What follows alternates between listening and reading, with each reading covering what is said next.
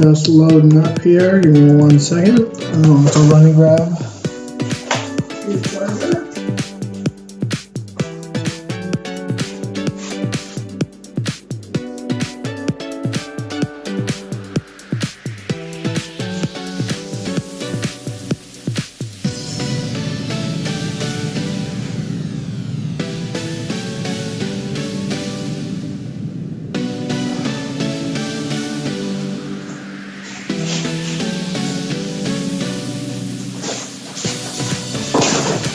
Alright. Just while this is all loading up.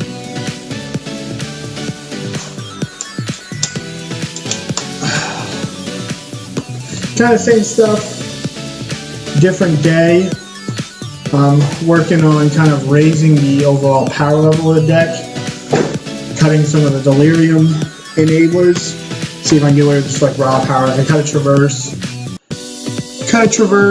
for a Tarfire for a fourth fatal push, and cut the whatever it is, the whatever Architect's Will for another Terminate, just because I want. And then I added a Last Hope because there's been a little bit more Abzan on, and I'm interested in trying a couple more of her if things go well, but still kind of in the middle. And I cut one Liliana, so now down to 2 Veils and 1 Last Hope. Added a Disdaniful Stroke and a Pulse to the sideboard just to kind of shore myself up a little bit. But hopefully get a nice long stream in tonight. I'd like to get in a good 2 or probably I'd like to do 2 leagues tonight, depending on how it goes. Obviously, if I get tired, then that'll mess it up. But yeah, let's get in the league. Well, I get some more trophies. I've only gotten 1. I get a lot of 4-1s, but I guess I never, only once. 5-0. I just always seem to run into like one of those unwinnable matchups. One of those just bigger mid-range decks.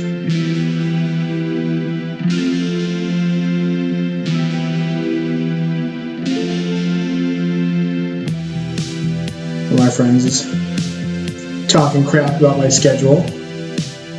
The bastard. Might as well pull the deck up here while we're waiting. I'm gonna grab a glass of water also.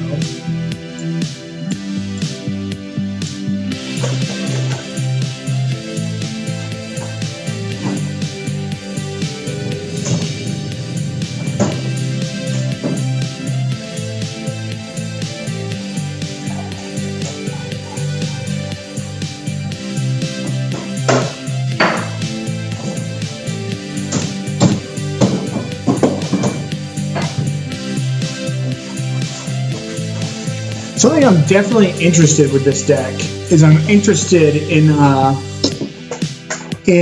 trying out. I'm interested in. Yes, I would like to play first. Cutting my K commands for Liliana the Last Hopes. I think I kind of want to like leverage this Planeswalker rule a little bit. So this hand's pretty medium, but I don't think it's a mulligan. I'm going to keep, and then I'm going to check out what my opponent's doing with the Bauble, and if like, they are playing a deck where I need to play a Tarmogoyf on 2, then I will. I wouldn't keep this hand if I was in the draw.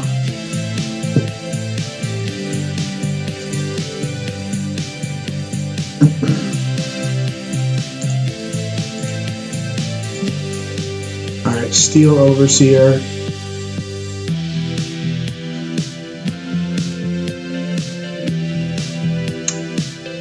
So there's probably nothing that I'm going to want to push on turn 1. So I think I'm just going to set my mana up. I'm just going to traverse. Because I will need this Tarmogoyf to win this game.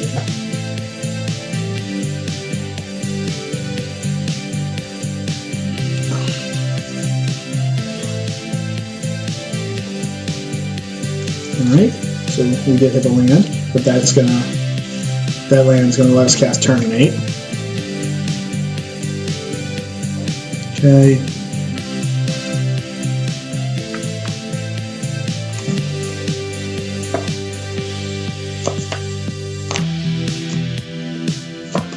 Alright, so now we're kind of in the nightmare spot where if our opponent's got it, they've got an Etch Champion on 2. At least we can handle. I'm inclined to just snap decay. Now I can't afford to decay that. I'm just going to fetch a Bloodcrypt so my Tarmogoyf doesn't get Galvanic Blasted. Get this guy into play. And then either get Death Shadow next turn or hide behind a sea of removal. Hopefully this is just an Etch Champion, we're in for a lot of trouble. I don't have Team or Battle Rage in my deck, so I'm pretty cold to Etch Champions. Alright.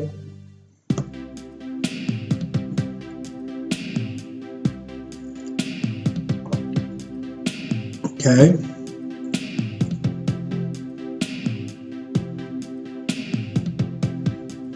So I can beat this. I'm going to terminate this to be mana efficient. It leaves me a little vulnerable to like a Master of Ethereum and a Cranial Plating, because I can deal with one of them here. Oh, let me go pull I need to plug my computer in to the Wi-Fi.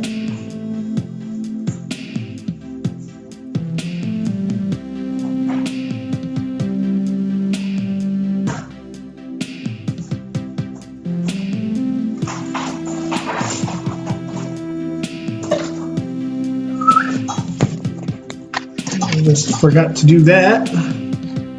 Make it so we're not choppy. Okay, so alright, so we need to stop drawing those. But it actually lets me get Death Shadow out of play. So I think I'm just going to terminate this and then play Death Shadow.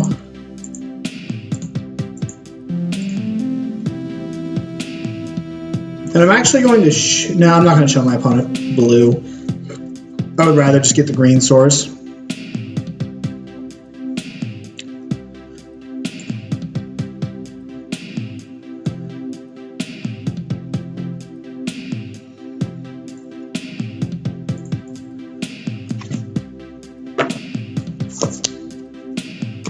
And then as long as our opponent doesn't land a whatever it is next turn, and that's like, as long as we don't see an Etch Champion, we should be alright. We can pretty much handle everything else. The Cranial Plating, I'll take a shot. Be alright. Just need to there just can't be another, can't have another Etch Champion. Or an Etch Champion. 6 viewers, guys, what's going on? You guys are here nice and early tonight. What is going on with all you guys? God, no. Okay, that's fine. We're going to take 4. So I'm going to make my Death Shadow huge. I'll Abrupt Decay that in my main phase.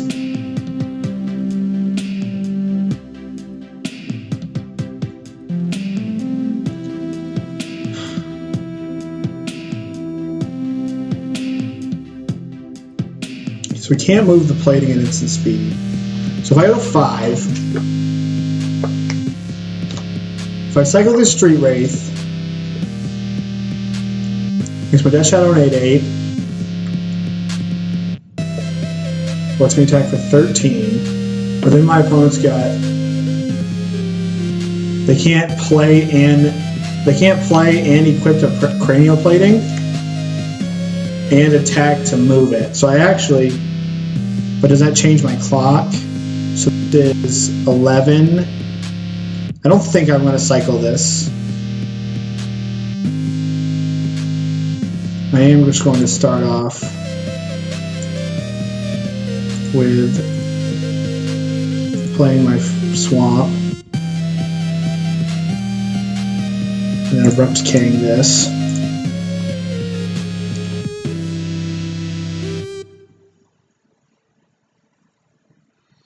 Now, if I do cycle,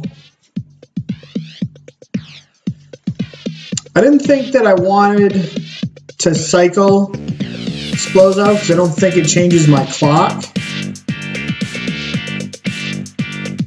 I guess the only merit to cycling was that it makes so my Tarmogoyf's lethal also, so both of my creatures are lethal, so they have to leave back 2 blockers. But as of right now, they have to leave back 2 blockers or they're dead. So I'm actually just going to let him attack here.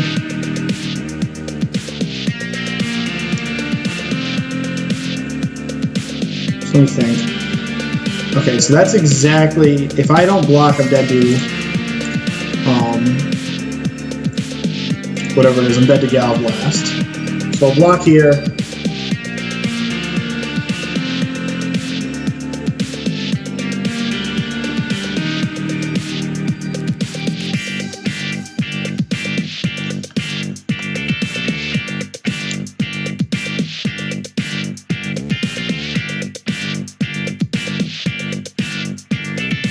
So I believe my opponent's got a Gal Blast from their last attack.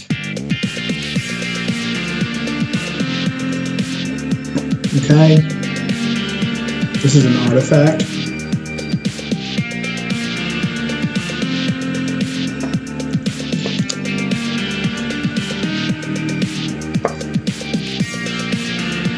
So they put an Ornithopter, which is actually pretty good for him. So I might have to cycle in to find. They can't. So I can play the Ornithopter, and now they can turn on their whatever it is also. The Gal, because they know they have a Gal Blast, like 100%. That doesn't really do anything. So as it stands, so I'm going to see if he attacks with the Ornithopter. If he blocks with the Ornithopter, I'm more likely to cycle the Street Wraith second main phase. But I don't think I can cycle now because his attack would suggest that he's got a Gal Blast in his hand.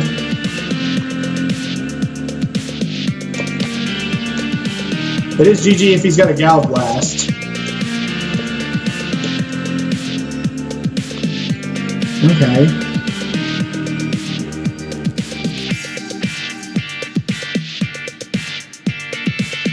Now I still can't cycle. Well, I can cycle. I can cycle, and if I find a discard spell, which I have 8 in my deck, because I haven't used any, because I'm currently dead. I guess it's all about if, like, do I think he has a Gal Blast? He's got 4 in his deck. His attack last turn.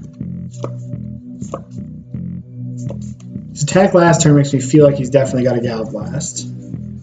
So I guess I can just cycle and go for it, and then if he doesn't have it, because if he does have it and I miss, he kills me. If he doesn't have it, then he doesn't kill me.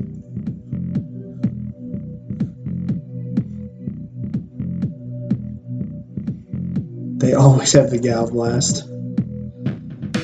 All right, let's see.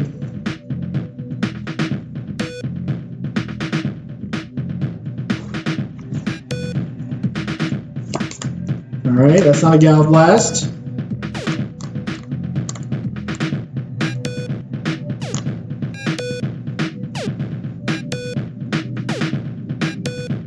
This isn't a Gal Blast. It might be a Gal Blast.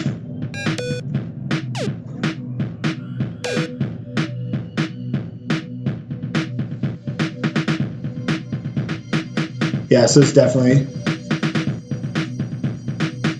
Well, he had to tap an artifact, and he only had the Glitness Crane up.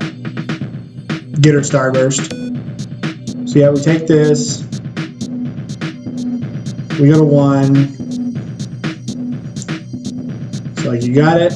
Let me see it. Yeah.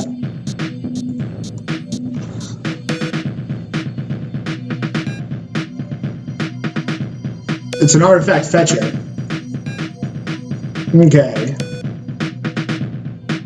So we definitely want these.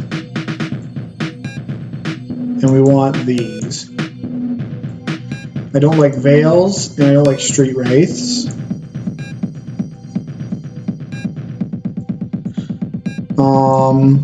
I'm tempted to leave in, so if I'm tempted to leave in like a couple Street Wraiths and maybe board out like a Thoughtseize or two, just because Street Wraith is going to make it so our deck operates. Especially considering we're bringing in a couple more threes. So I can easily see like keeping these here and then cutting these.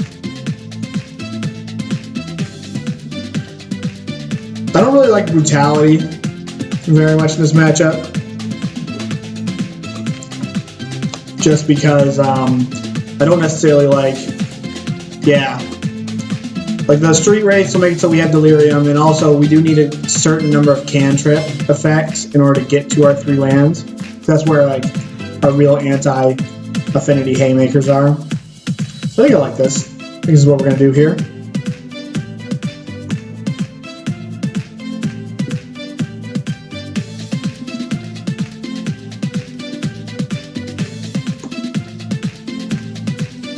I would like to lead off. Yeah, we got a heater here. So fortunately I have to get an Overgrown Tomb on 1. This is just a painful hand to have against Affinity, but I think the payoff's worth it. I guess I can get like, I can get Swamp and then get Stomping Ground and have my mana be online, and then just sacrifice the Death Shadow. But I'm going to get there eventually, I think. Mox Opal on top. So, you go to 15 and then 12 and play Tarmogoyf and follow up with Death Shadow. I think I'm just going to fetch a Swamp. Because I'm pretty sure that by turn 3, which is looking like when I'm going to play this Death Shadow, there's a good chance that I'm at a low enough life total. And there's no need of like hemorrhaging it when I don't have to. Okay, so I can deal with both these Teal Overseers. I think I'm going to get rid of this Ravagers. It's just the most annoying card. 1, 2, 3. My opponent's got to return 1 Overseer. So I'm not going to be playing Tarmogoyf on 1. My Tarmogoyf on 2. Okay, so we hit our land.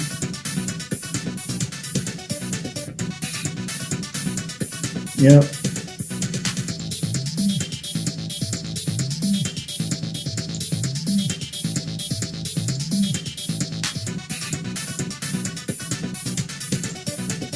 Then we're just gonna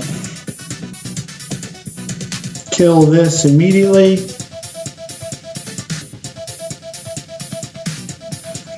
The next turn, I'll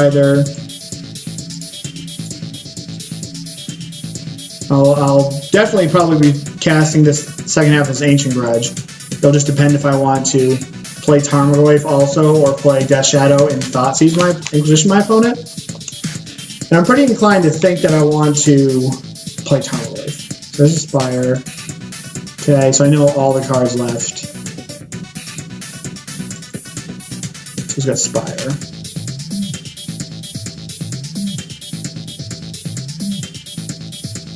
I guess now I think I still want to go flash this back, play Tarmogoyf, then next turn I'll traverse for a bunch of Death Shadows. So I get an Overgrown Tomb.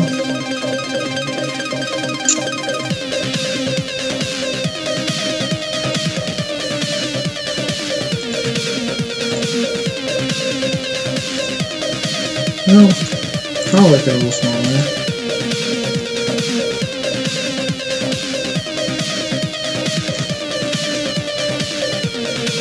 So now we're kind of at the mercy of the top of each other's decks, I guess. I mean, I'm at the mercy of the top of his. Like, I'm all set. I'm going to put 6 power into play next turn.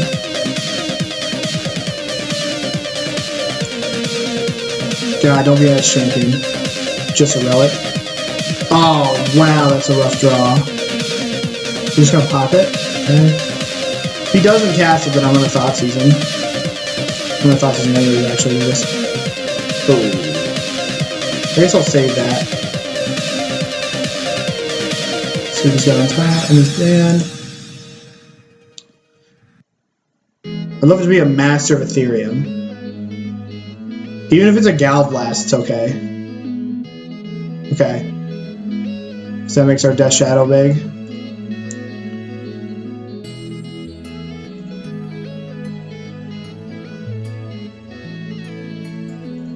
There are definitely draws, I believe, that kill us next turn.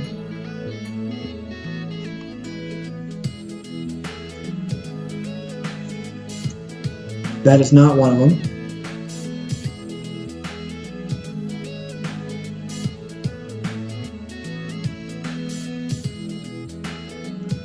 I would love an instant speed removal spell here, just so that I could cover like a cranial plating.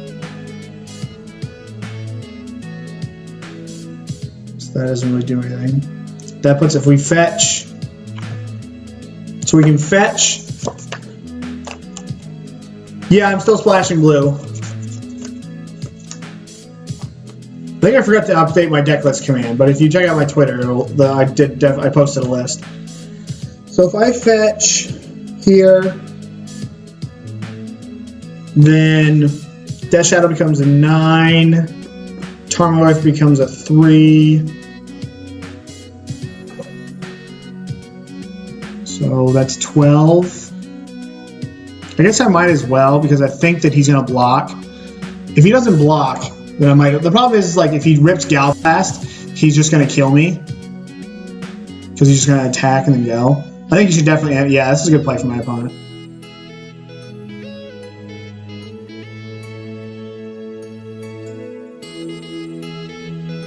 Well, we can't beat we can't beat Blast unless we decide to Flaying Tendrils on our main phase. We've already seen one Blast in his top 12 cards, so we'd have to top deck it. But if he top decks an Etch Champion, he's got more chances of top decking an Etch Champion now than he does a Galvanic Blast. Destroy that tapped creature. Destroy target tapped creature. What do you, like Sheer Drop, whatever that was from? Can't think of what it is. That one of those sets, limited sets. I don't think I want to Flaying Tendrils here. I think I can wait one more turn. I guess. So what kills me? 1, 2, 3, 4. Arcbound Ravager kills me. Yeah, I guess I can't wait. Because Arcbound Ravager and Cranial Plating kill me. So I guess Arcbound Ravager, Cranial Plating, and this actually knocks him off Metalcraft. Ravager, Plating.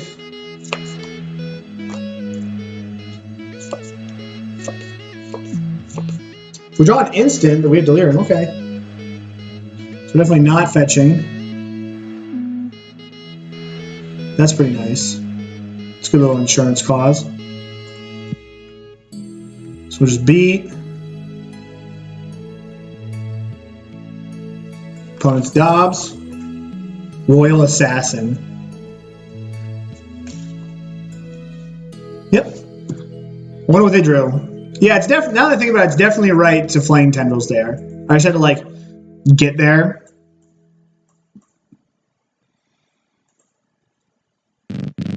On the draw, I don't know if I'm changing anything. Can you guys listen to me hear the music? I have just a little bit of background music that I like for my YouTube channel to listen to when I go to think. I don't think I want to change anything. I'm a bit tempted to bring in another Thoughtseize and cut a Street Wraith on the draw. Yes, you were right there. Get Starburst. It took me a second to get there. I think I would have gotten there at least. I think I want one more Thoughtseize on the draw. Just slow down like an explosive start there, because I needed to make sure that it's just important to hit the first thing. One more to kind of to slingshot us ahead. You want to draw. Catch us up.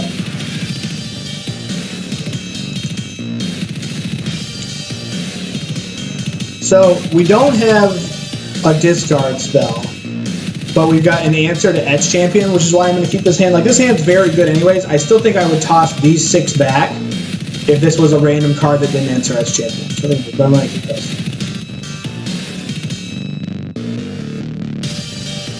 Oh, Jonathan, okay.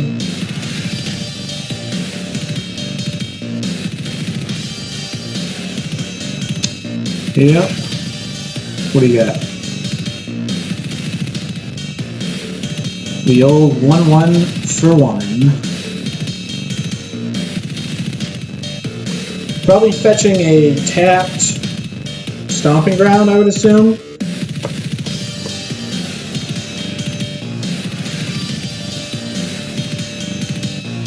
Alright. I'm just going to kill that Ravager on my turn because I don't want to deal with him being able to move it onto this Nexus, and then that's more annoying. So I'm just going to like do this one time, let him get the counter on this thing, and then call it alright. I know some people like to play the song and dance with this Arcbound Ravager, but I really don't like messing with it. Especially considering some of these decks play like Spell Pierce.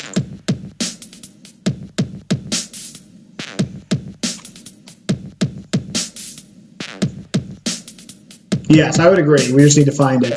So I think I'm just going to terminate it.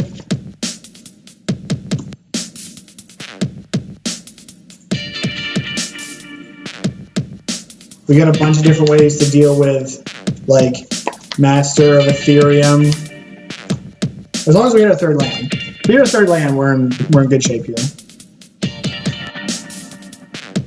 Yeah, it is awkward, but it happens to the best of us. There. Opponent's just holding priority as this Arcbound Ravager gets on this, okay. Number one thing I want is I want to get this Death Shadow into play. This could be an Etch Champion, yeah, can you see it? No, it's just plain. Alright, well that's going to be able to get my Duder into play.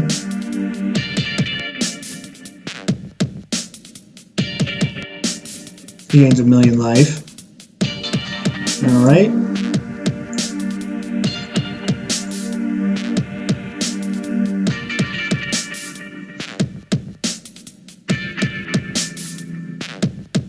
So I'm still just going to pass, and I'll probably just Abrupt Decay this Cranial Plating.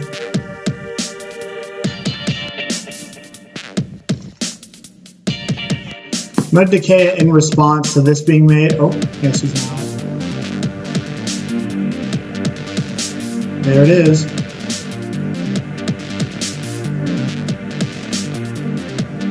There is the champion. So I'm just going to decay this. What happened to Grixis? I just cannot. I'm really struggling with the deck, Noah. Like, I play it off stream from time to time, but man, it's difficult to play. Corn on the Macabre, why I don't like Temur Battle Rage in the 75 is because, land. Damn it. I don't like Temur Battle Rage in the 75 because I think right now there are way too many, like, fair decks that are trying to kill it. Because my name isn't Tom. There are way too many fair decks in the format that are trying to manage what you're doing, I think. And there's not as many company decks. I would rather just have more meat and potatoes. No, I'm gonna get, okay, that's rough as well. Alright, so at least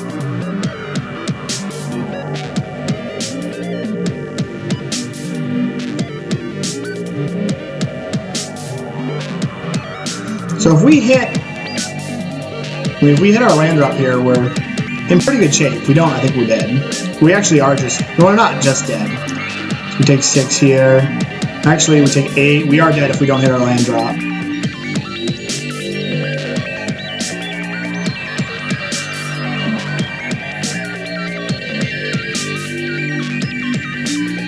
Yes, I agree, John.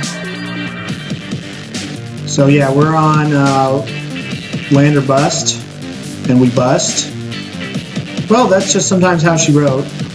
I guess I could have like left up an Abrupt Decay, but I also like need to win the game. So it's a good way to start. Good way to start today, 0-1. So let's see if we've given ourselves one more draw step, taking. We had 4 more life. Come on, what's my next card? God, what's going on? Moto. Such a quality program. Alright, return. It won't let me do it. Yeah, I just don't like how much, like, I think the bad matchups that this deck has, the Temur Battle Rage makes them much worse. Like, I don't like having against Jessica, I don't like having against blue-white-red, I don't like having against blue-white, or Abzan, or Grix. Like, I feel like I've worked hard to make the 3-color good stuff decks. Yeah, that's kind of the cost of playing 18 lands. But I've worked hard to make my fair matchups better, and I think all my fair matchups are in a decent place besides Abzan. I don't think you can actually make this deck good against Abzan without making some like serious concessions.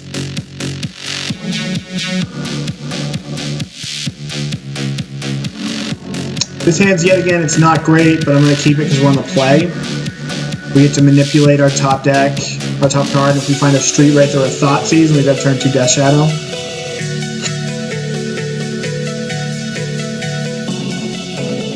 It's certainly not great, but it could be worse. So let's see what we got here. Fatal Push.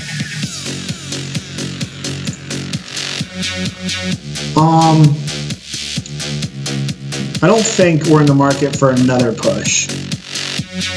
With having the Liliana, I think it's fine.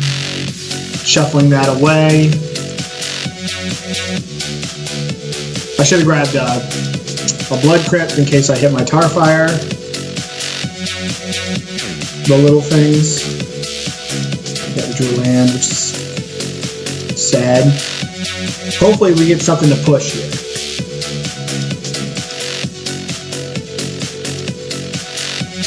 Yeah, that does suck about that last matchup. Okay, so we're playing against Mono Red. Playing against Burn. Okay.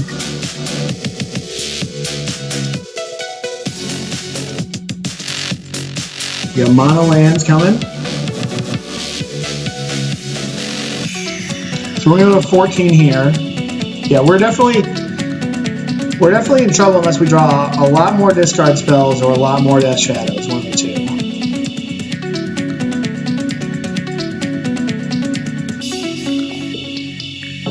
So yeah, you hit me for 3.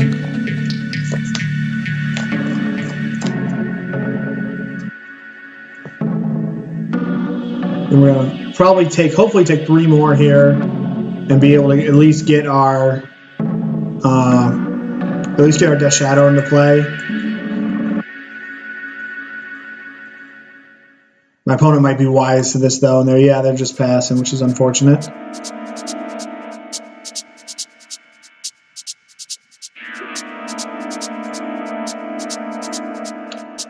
We can't really afford to shock ourselves.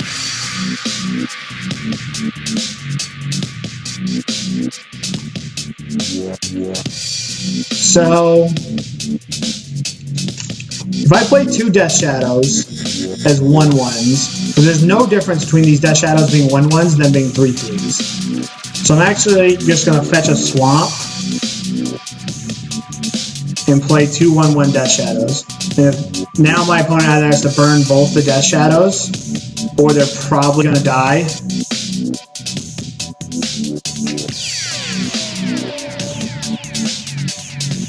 My opponent usually like Bolt, untap, Lava Spike. But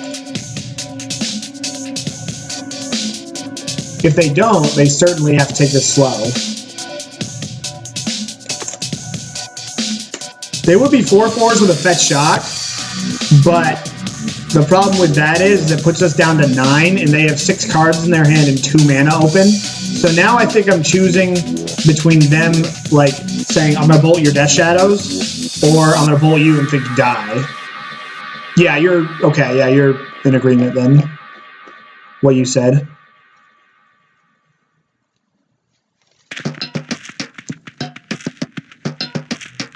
So now, if they bolt me, they're basically casting, like, Become Immense.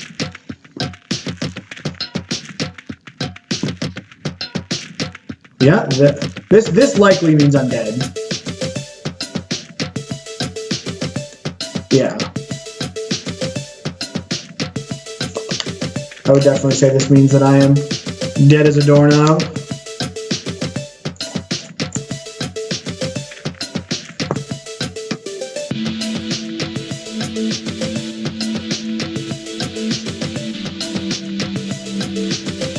Well, they haven't done it yet. Wow.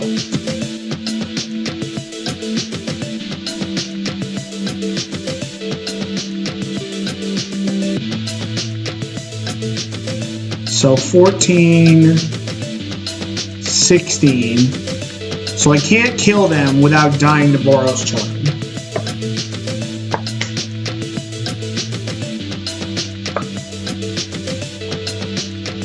So it's like, what do we want to do? Do we just want to say, like...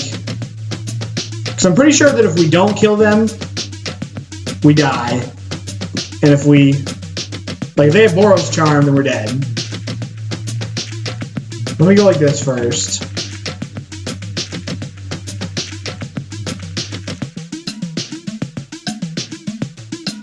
Yeah.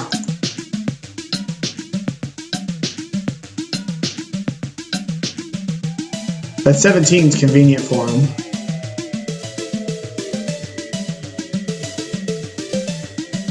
See what they discard. Searing Blaze.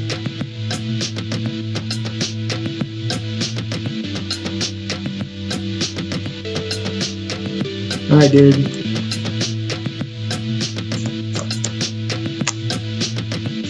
I'm also playing like I don't have stub in my deck. Like, not even faking it. So he might not respect it for game 2. And if he doesn't respect it for game 2, he might run face first into it.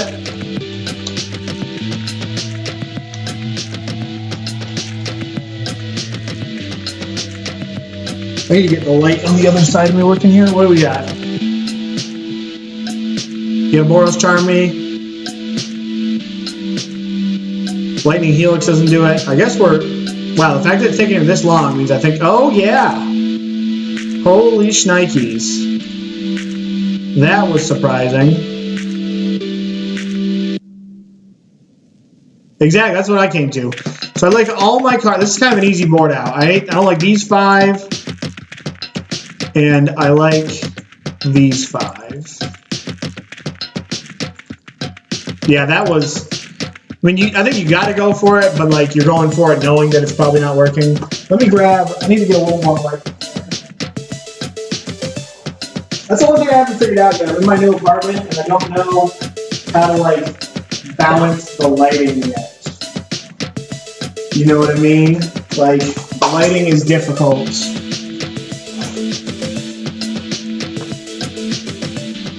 I mean, it was a good play, but it was like the right play, and it was the only option I had to.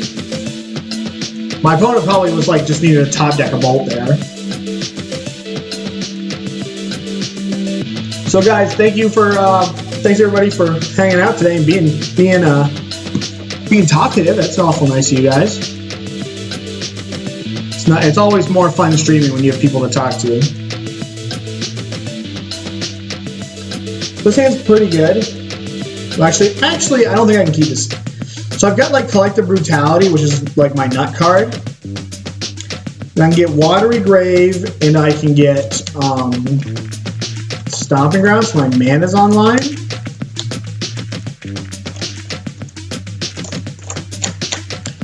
think I'm gonna send this back. This hand's much worse.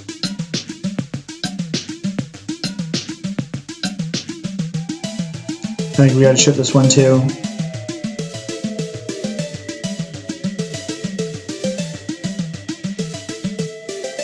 Another land gives us a chance.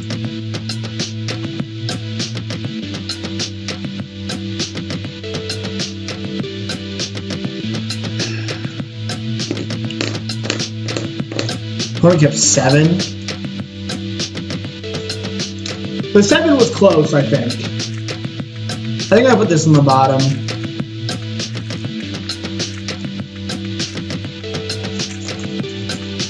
I just didn't think my hand was like due enough. Like I don't like keeping discard spell, like non-discard spell hands.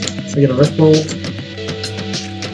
I see some of these burn decks have moved towards they moved towards like Shrine of the Forsaken God, or what? Shrine of Burning Rage, like that one they used to play in Standard.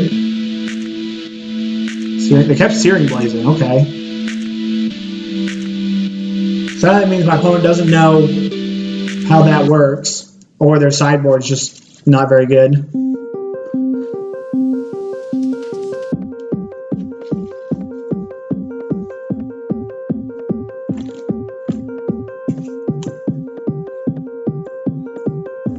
If I get to 3 mode, Searing Blaze is very like they don't understand it. Wow, they get the 1 lander.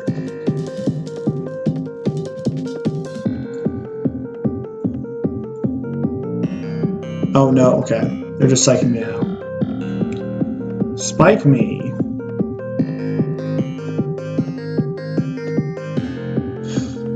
So I kind of want to cast Brutality, but I also really want to cast Liliana next turn.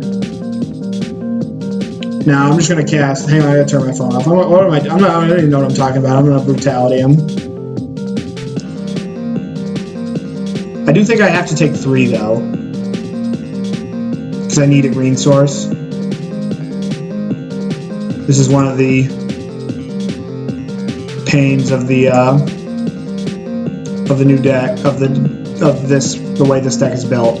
So if I go, I think I'm going to discard Brutality. I'm going to discard Terminate.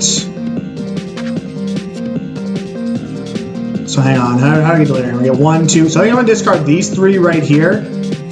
So I get Delirium. Oh, I can only do it 2 modes. So then I'll get these 3 right here, these 2 right here, so it gives me Delirium. So let me cast this, check out their top card. Then at least I can Traverse for Death Shadow next turn.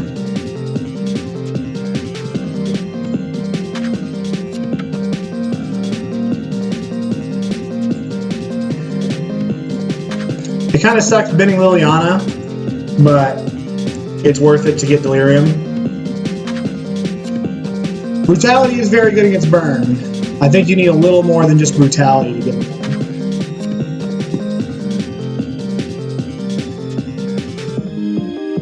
So they're drawing this. I think I'm going to take their path and just leave them with the Boros Charm. Oh, the fact that I gain life, though, makes it so that I can't... Oh, I can't play my Death Shadow next turn. Well, Brutality is going to give me Delirium when it resolves.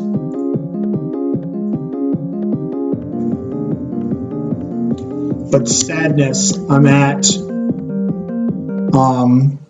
so that's all their 4 cards, yeah. So Sadness, though, I'm at 13. So maybe, okay, so now I get to go underneath. And now I get to put the Fear of God into him with this blue mana.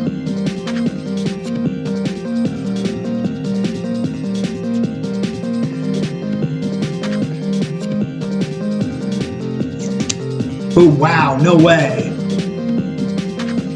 There's main phase Boros Charming me. Alright.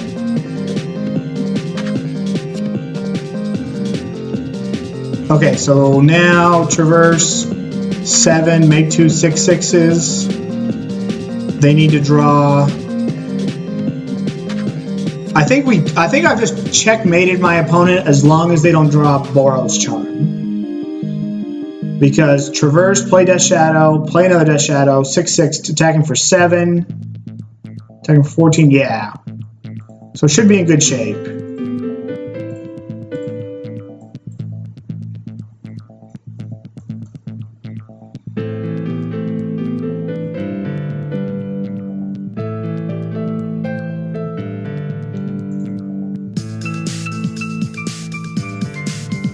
That was just an absolutely insane draw. And so was the Watery Grave was very good as well. Those are just two very good draws. We hit him for 12, and then we hit him for... I guess Path to Exile kind of fucks us up a little bit.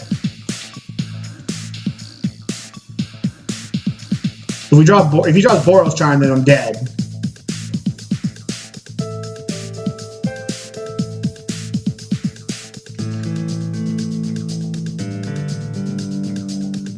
Dude, better lucky than good, Nilla. You know what's up. Hey man, I haven't given you a sword yet.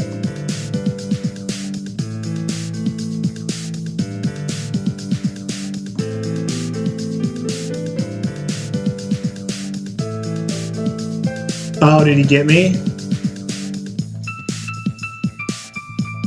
Oh man, he drew it. I guess I got lucky too, so he deserves to get lucky as well. You are the true sword. Yeah.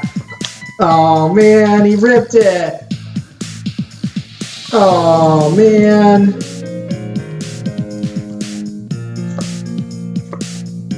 Nope, he was just like, alright, whatever. Searing Blaze concede. He wanted to send a message there.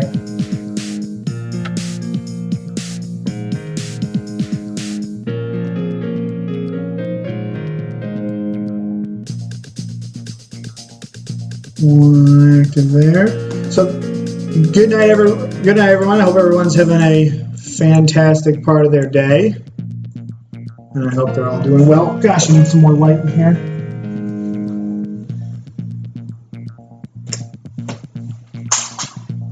I hope everyone's having a great day, and I appreciate everyone watching.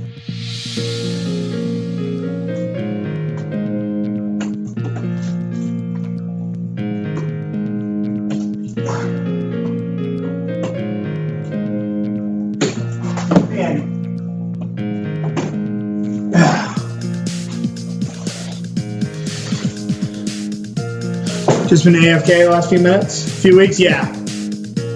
I see you haven't been streaming as much, but that's probably because like life is happening. That's important.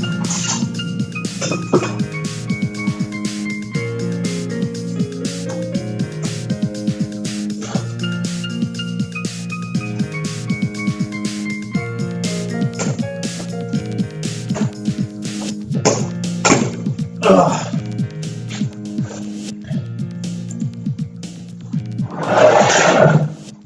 Get a little more light in here.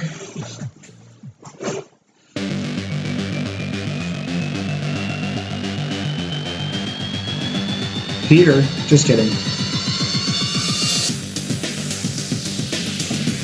Yeah, life happens. Makes streaming hard sometimes. I still don't know like how best to stream in my new apartment. Like, I don't know the best place. Keep this. Get a land. We gotta really hope these fatal pushes are good. They're not good. Opponent's about to chalice me. I can feel it.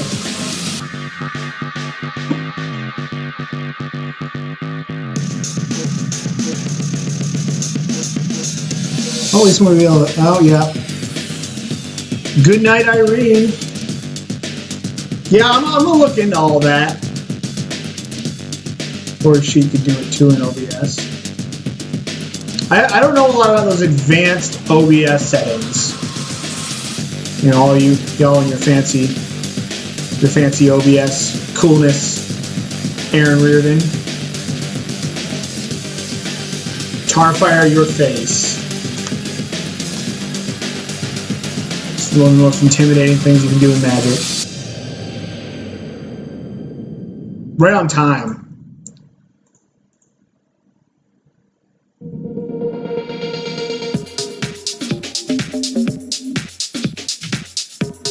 Alright, Time for Tarmogoyf to go the whole way. You talking for the shot, Aaron? That's pretty sweet. If he thought not sears me, I wonder if he's going to take the right card. You got it, dude.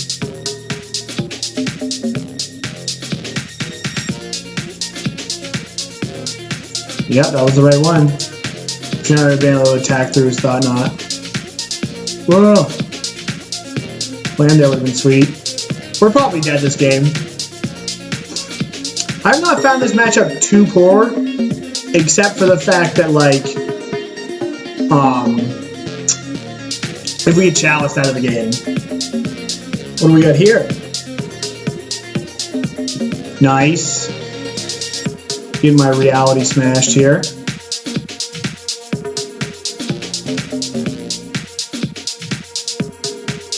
Alright, take set, take 9. We draw a land, we're in good shape. That's not a land. Alright. We got Chalice. That'll happen to the best of us. Okay, so like it's Eldrazi-tron. I like all of my artifact cards. And I actually have liked this Disdainful Stroke. Just as a one-off way to like sometimes counter a card. I don't like the Last Hope. I don't like Tarfire. I like to cut a couple pushes. I'll cut an Inquisition here. I'll cut a couple Inquisitions. On the draw, I'll switch those, like bring in another Inquisition and cut a push.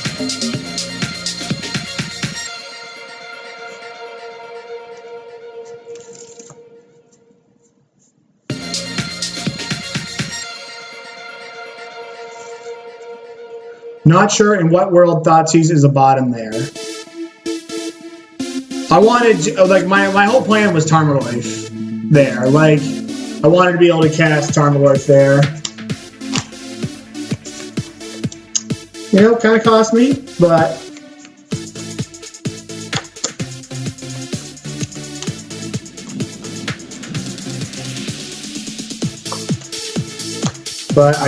I wanted, because like a lot of these Death Shadow decks, like you say you can function off, you can't really function off one land with Death Shadow. Like it's something you can do, but you don't want to do.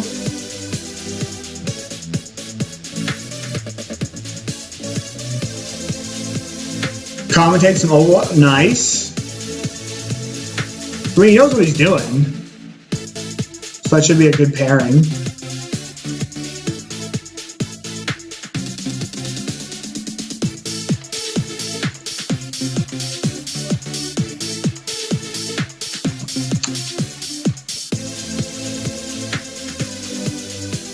Don't think, yeah. It's weird. Like Death Shadow, it can for sure operate on one land, but it's not something you ideally want to do. So like if I'm put in a position to operate on one land, I think that's something that you do want to do. You can do, but it's not something that you would willingly do.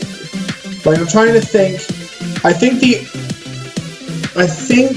the only cards that I would have topped there. This is kind of the same problem again. I mean, I'm going to keep this hand, but I guess we can't really get challenged out because we have this Pulse. I don't think he can power out a Thought Knot Seer before I can Pulse it, so I'm going to keep this. I'm going to cycle on 1.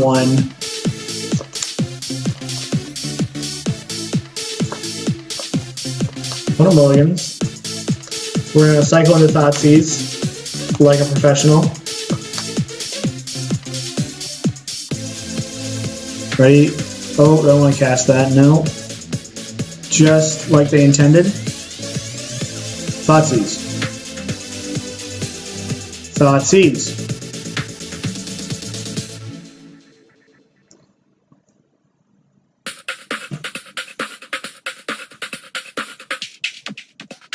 It's all about bylines. God, we're so good at this game.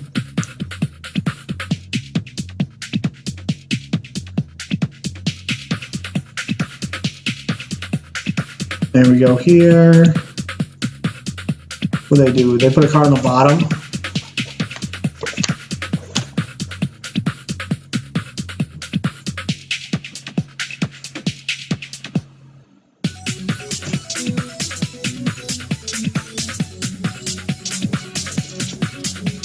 Okay, so this is definitely, I think, an Expedition map. I would like to just snap that all his dust off, but what is he got? He's got 4 mana. He's probably like at least 5 turns away from that. This Matter Shaper on 2 is going to be pretty annoying, but Matter Shaper is just like the card that you can never take that you always wish you could take. Like, you sit there and you just, like, this card is so annoying and you always want to take it, but, like, it's never actually justifiable. Damn it.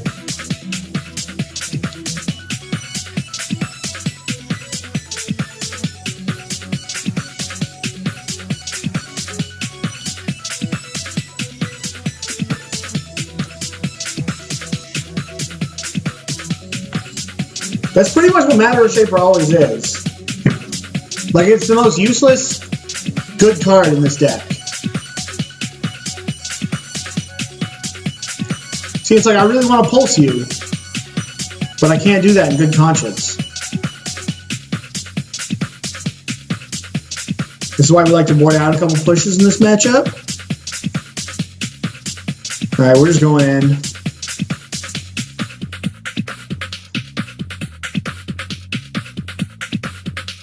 Figured that would happen.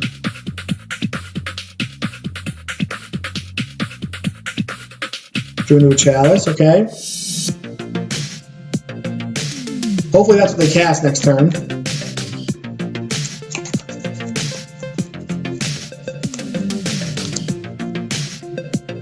This is a Thoughtseize, it's going to be pretty annoying. I guess for that reason I should have kept my fetch land.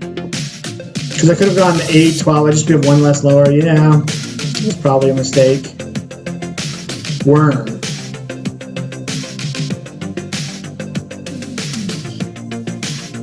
God, it's just got it. Alright, takes my pulse probably.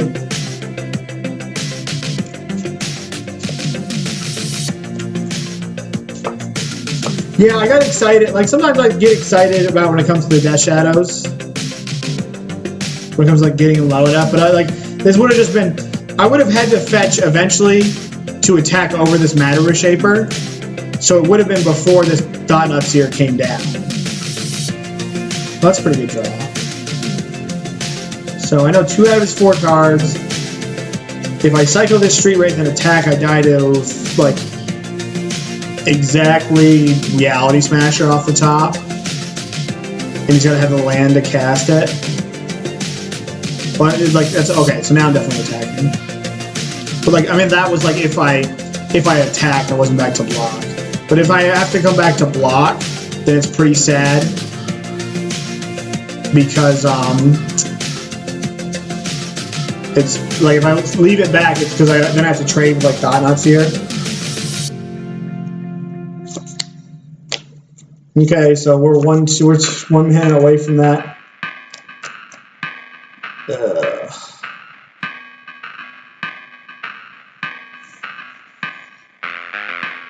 So another one of those.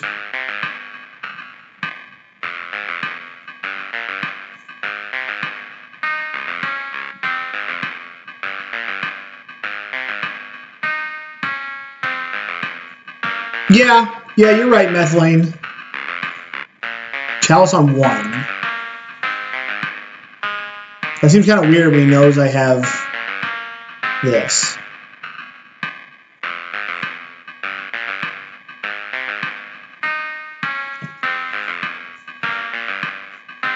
Fetch causes revolt, which lets you push the Reshaper. But I'm not pushing a Reshaper, right?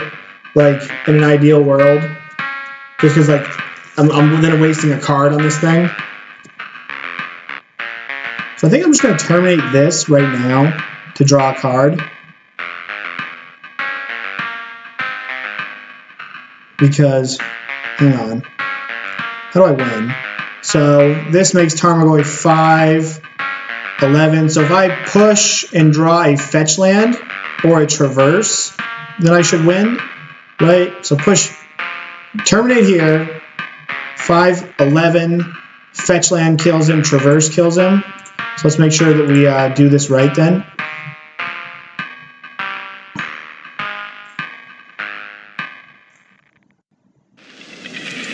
I guess it's not worth cutting off my traverse outs for Disdainful Stroke, because I have 4 traverses in my deck and 1 Disdainful Stroke, so let's just go with that. Because there are 8 to 12. You're not pushing any push target you see.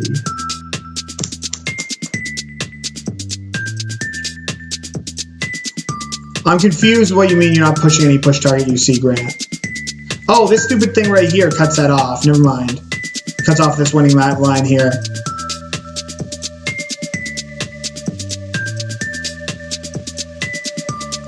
We're definitely not committing another creature to the board, so we're not going to commit that.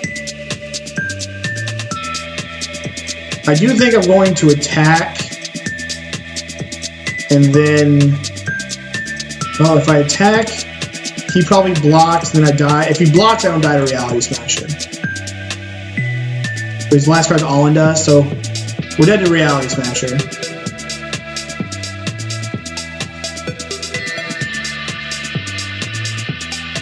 Now we're not dead to Reality Smasher. Chalice. That's annoying because Chalice. I guess you can't Chalice on 2. So wait, you are pushing any target you see. I'm not pushing a Matter Reshaper. I can't remember if I had 2 in my hand when I did that. If I had 2 in my hand, I'm more likely to do that. But like I would push anything that's not a Matter Reshaper if I have the option. Wow, that was fortunate there. Okay, so I want to cut one of these and bring another Inquisition on the draw so that we can hit a Chalice. When I was playing Grixis, I never knew, like it seemed like it was right to leave in my stubs were either insane or absolute garbage whenever I played Grixis. I didn't know whether to leave them in or board them out. Yeah, this is good. Because like you could hit Chalice.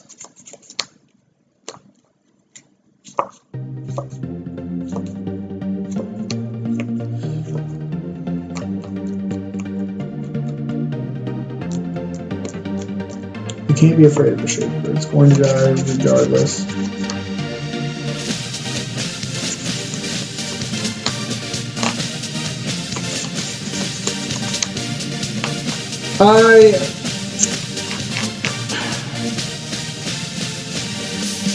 I don't know. I guess I don't agree with what you're saying, Grant. Like I understand where you're coming from, but I tend to not like pushing Reshaper, especially in the post-board games, because they have cards like I'd rather push like. Maybe in that situation it was right, so it's hard to like say that always. I think I'm gonna keep this hand. I am pretty cold to a Chalice, but I've got 4 answers at 2 mana and then 4 more at 3 mana, and I can scry Bauble.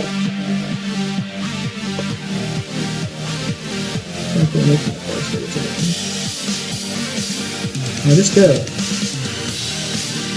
But it wasn't necessarily a win there. You know, like I had to Death Shadow back, you know.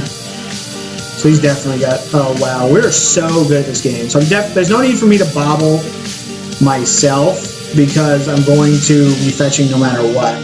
So I'm going to cycle this, and then I'm going to Bauble my opponent. I think it's just the fact that I don't have as much to bring out, Rafi. The Death Shadow is another good draw. Like I definitely push is not great, but it's, you know, if you look at my sideboard, I don't have that much to bring in, and I have more cards that I don't think are very good. He's got a Mine on top. I do think here I'm going to get Watery Grave because this appears like it's going to be a Death Shadow game, not a Tarmogoyf game. Like, if I'm going to be traversing, I'll probably be traversing for Death Shadows, because we're so low already. And I don't like playing Tarmogoyf games against this deck anyways. And this just gives me the out to draw that Disdaniful Stroke.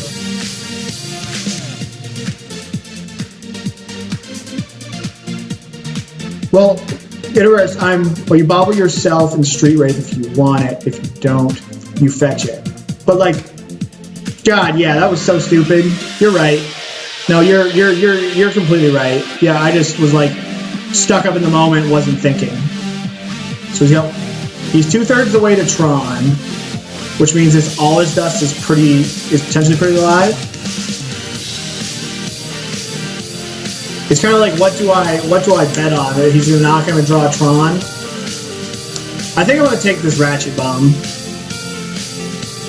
and just hope this doesn't happen. And if it does happen, like, I've got Delirium, so I've got backup threats, so I might be able to recover from this. I think I'm going to take this Ratchet Bomb. He's not drawing Tron. He's got Power Plant, Mine. Oh shit, he's got Tron in play. Okay. Yeah, I zoned out. I had my card in front of there, so I couldn't see it. Yep, you right. You right, sir.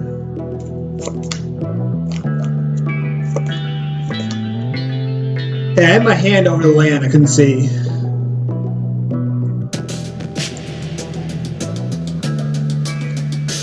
So there's a Ratchet Bomb.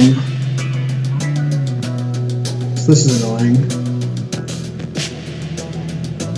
Alright, so I guess I'm just going to Inquisition this Ballista. So we played the Power Plant. So I'm going to Inquisition the Ballista, Fetch Shock for an Overgrown Tomb, and then just play a Death Shadow. And then hopefully my opponent doesn't. Then I can kind of play the Rope-a-Dope, or I can figure out, like, reevaluate next turn. Yes, close to a punt. I had it over the top of my land, so I just forgot that he'd played that. Alright, get this. Take this Ballista. This Ballista's going to be really annoying if he gets Tron. This gets Overgrown Tomb. Just kind of lets him know that I've got another land, but such is life. It's kind of interesting what my opponent takes. Like if they thought not Seer Me here or something. Well, I guess we're gonna find out. 5 Reality Smasher. Thump. Well, this is kind of nice. He's probably like more than likely gonna just pop this before combat to not take 8.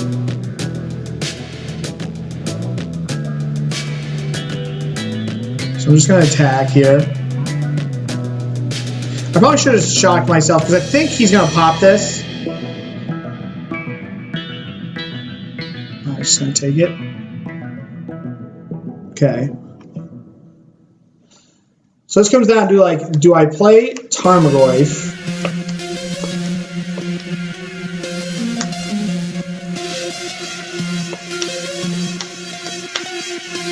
I played Tarmogoyf, then play Stomping Ground tapped. I lose to, like,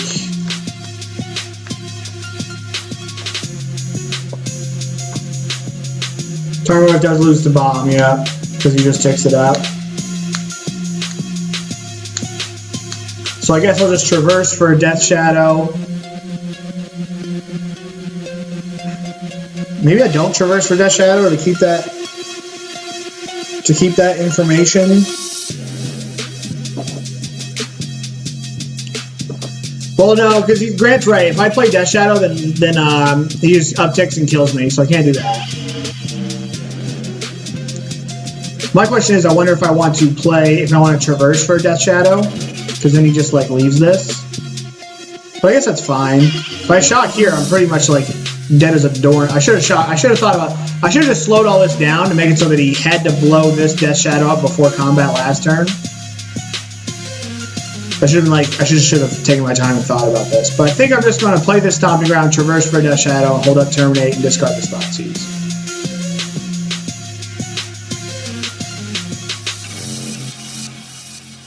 Yes.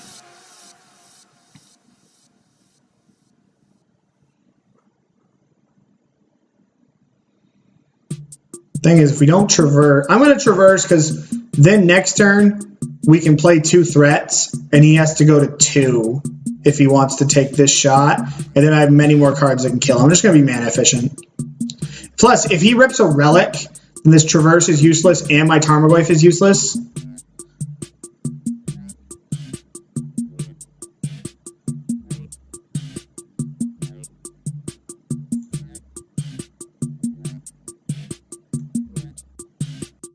They don't play any counter spells.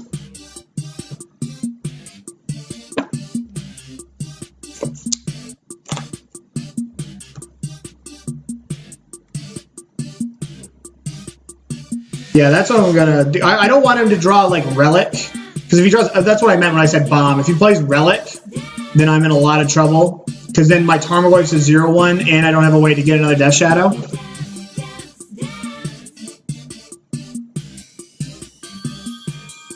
And yeah, like he gets to know about this, but I can also just paste my threats.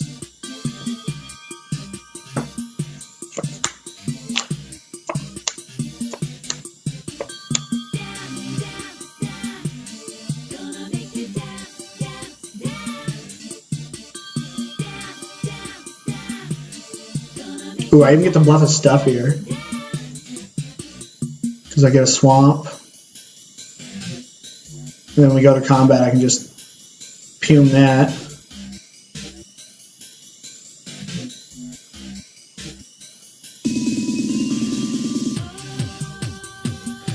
I mean, if he's got another smasher here, then I was dead no matter what.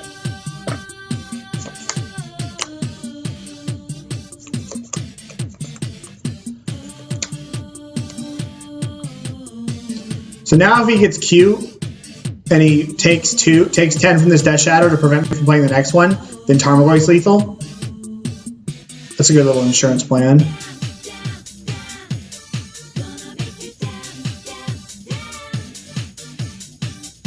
Yeah, you should definitely take this.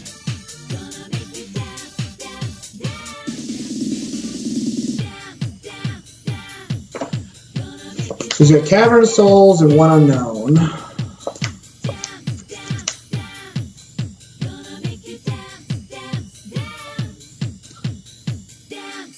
That's not Ulamog mana, so they're not doing anything. So what does this mean? He's got like, whatever that card is, Warping Whale. Warping Whales is out. Can't beat that. I just can't stop it. Okay. Warping Whale. Or not.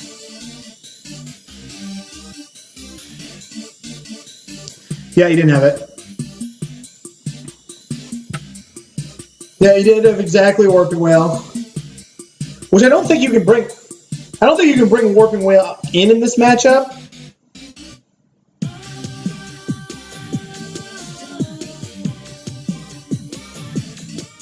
I mean, we almost blew it. Like, that was nice, but like, my primary mode was like, play Tarmogoyf into Ratchet Bomb. Chat got there before me. Had I gotten there, is still to be determined. I'm gonna fill my water back up. I'll put the deck list up here while it's all going on.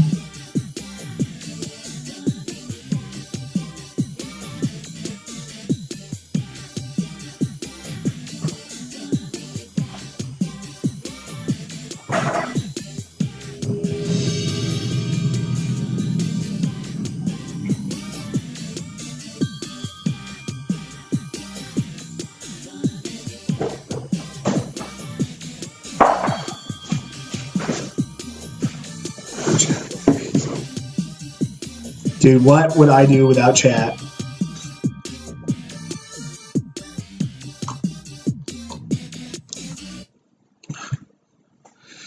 Big Worm 83. Yeah, we're gonna ship this one. We got 4 lands.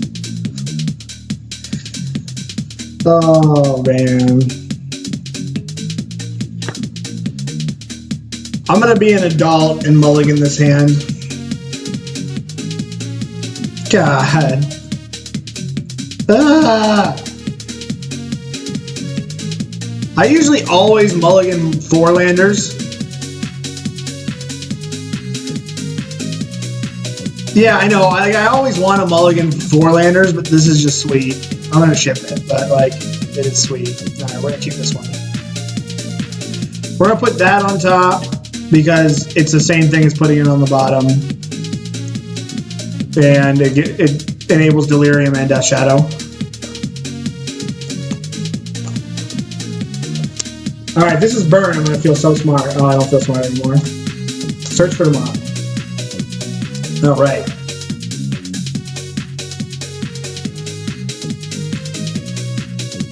Draw Death Shadow in good shape, yes. Alright, so let's do this before we fetch. That's great. I'm gonna fetch Overgrown Tomb here.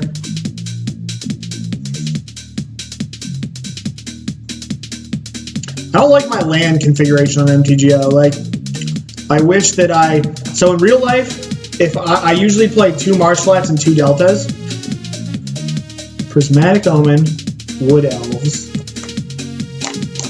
I guess I'm just gonna take this Wood Elves. This Omen doesn't actually do anything except let him Scape Shift on 6 or let Hour Promise kill me. But I've got 2 outs to this, and I would like to take this out of his hand. This is ramp.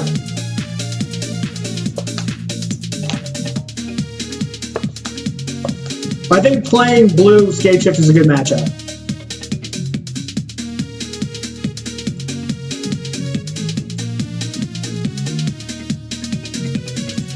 God, sometimes you just know what the right thing to do is. I actually caught a Scape Shift player. Go here. There's no real reason. I actually caught a Scape Shift player with his pants down one time where he had this Omen and he had his 1 forest and 5 mountains in order to like cast his Primeval Titan, and I decayed like so that the Primeval Titan then would have been like, I don't know why he did it, but like I've gotten people with this Prismatic Omen where they like have shaved on their green.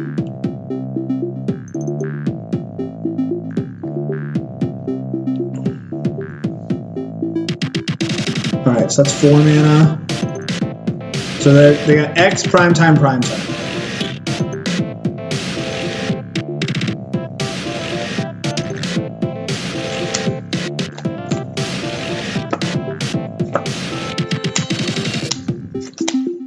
So I think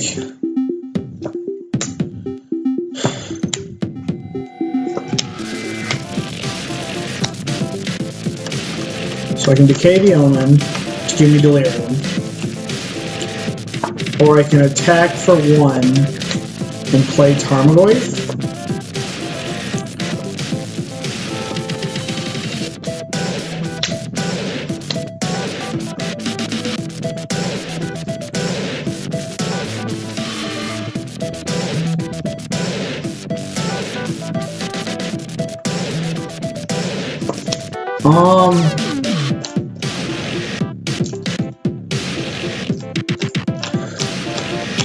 I think so.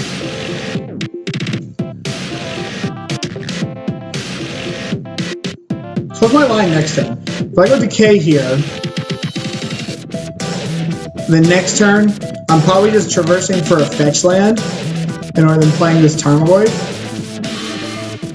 So alternatively, I can do the same thing, same clock, 1 and 4. Yeah, I think I'm just gonna play Tarmogoyf. I think I'm gonna poke for 1 and play Goyf. And then next turn, I can decay. If I draw a fetch land, my turn's very good next turn because I can like I can cycle, like I can traverse for another threat or a Street Wraith. So I think I'm just poking for one and playing Goyf. Like I die if he has like land Hour of Promise, but that would mean he'd have to have perfects, which is like whatever.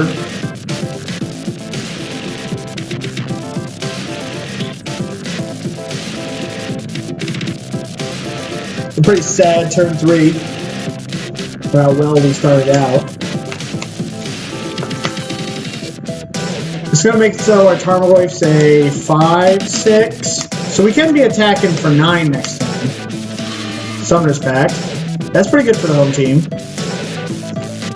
That means that I can actually push this. I can push this. Hang on. There's my land. So I can go Abrupt Decay. So I can go push this. Street Wraith. Am I traversing for a Street Wraith?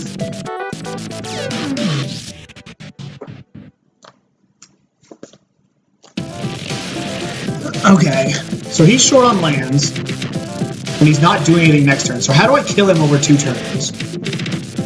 I need to do 9 damage. I need to do 18 damage in 2 turns. So if I just go shock, push, 4, 5.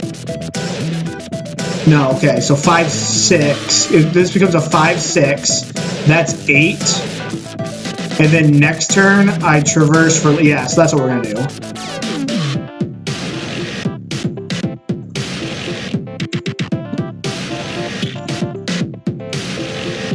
So we're going to get this out of the way. I'm going to decay this Omen.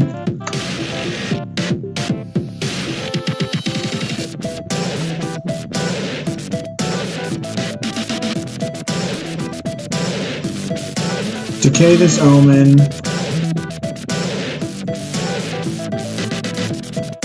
Do it now to get a point. I don't know, I actually didn't do the math all the way if I had to do that right then. I guess I didn't have to do that right then, because that would have been 7, which put him to 11. And then I could have traversed for a fetch land.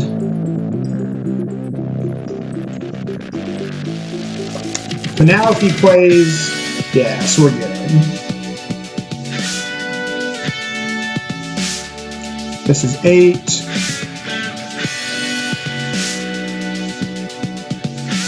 So I got a Street Wraith. At least now I get to get this Liliana in play.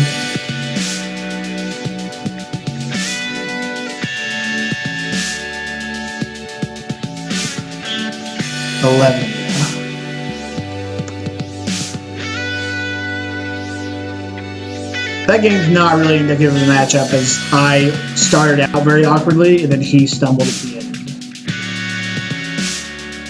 Okay, so here I like a lot of cards. I still don't know exactly how to board in this matchup, because my deck has shuffled around a little bit. I like Stroke, as it hits Primeval Titan, Hour of Promise, and Scapeshift, and I like Stub. So I definitely want these. And then I want some number of these.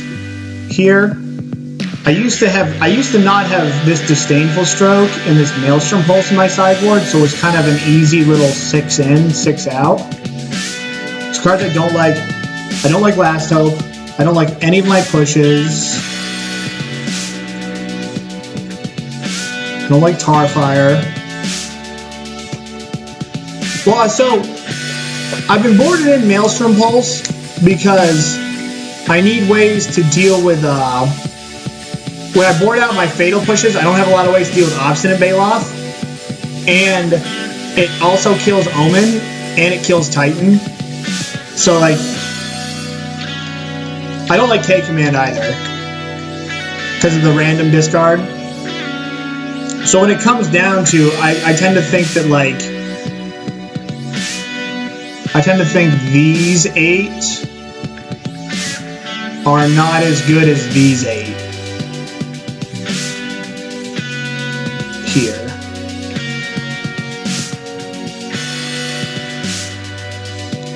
So that's kind of like where I'm at. I kind of like switching these.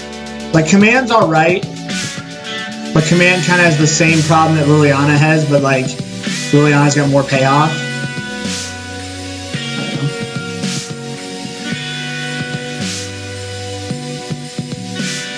taking the 4 blue in, I would probably lean towards Pulse over Decay. I think killing Omen. Omen is somewhat important. I just don't think these cards are very good. Like, I don't think the pushes are great. Especially when I got, like, I'm bringing in, like, so these fatal pushes, like, these brutalities also kill, I've killed Tribe Elders with this, which these kind of do. Yeah, I think,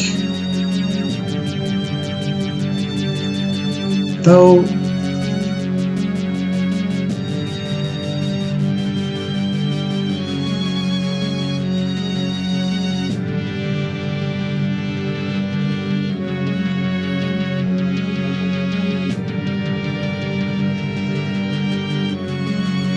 I don't know. That one's hard because I like having the Pulse. The Pulse is like the least defensible card that I like bringing in.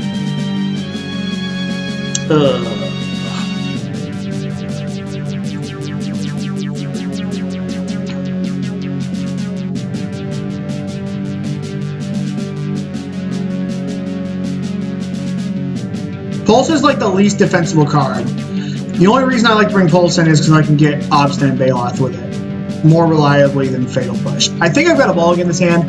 I would keep this hand if it was a if this was an Overgrown Tomb or a fetch land, because this having this be Bloodcrypt means that if it cuts off whatever it is from my deck, it cuts off as a draw. What was I gonna say as a draw? It cuts off Traverse. Like, this hand needs lands and threats, and I think I can do, like, better with something else in 6. So, like, we're in the same problem again.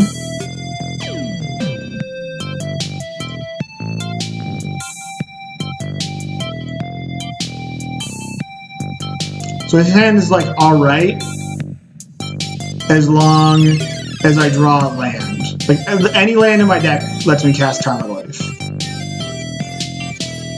And I've got 2 cantrips, and I have an Abrupt Decay for an Omen. Yeah, I'm gonna keep this one.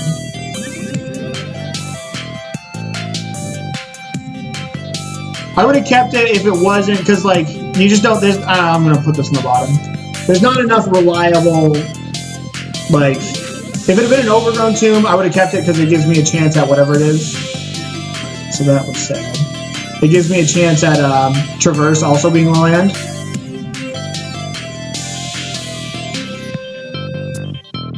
Well, 6 is different than 7, Grant. Well, Grant, right? I mean, 6 is different than 7. You've got 1 less card, right? Like, your standards get different?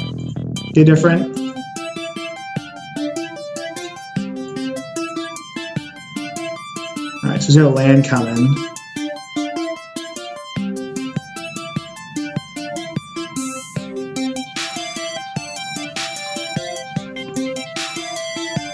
Okay, so he's got Hour of Promise. Wow. Oh, they played us into Blade. Okay. So, next turn he Farseeks. And then he can cast Baloth on 3.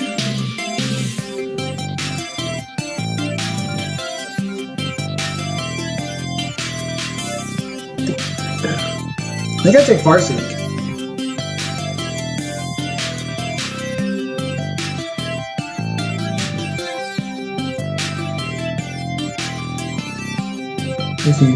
It's perfect for nothing.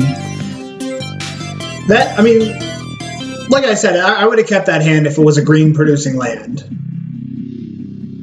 So that hand was very close. I think I'm going to take Farseek. So, like, what is he doing here?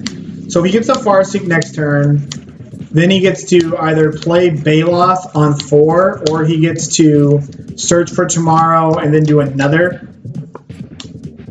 No matter what, I need help. I think I'm taking his... The problem is, I could just take Scape Shift also, because he's going to get there.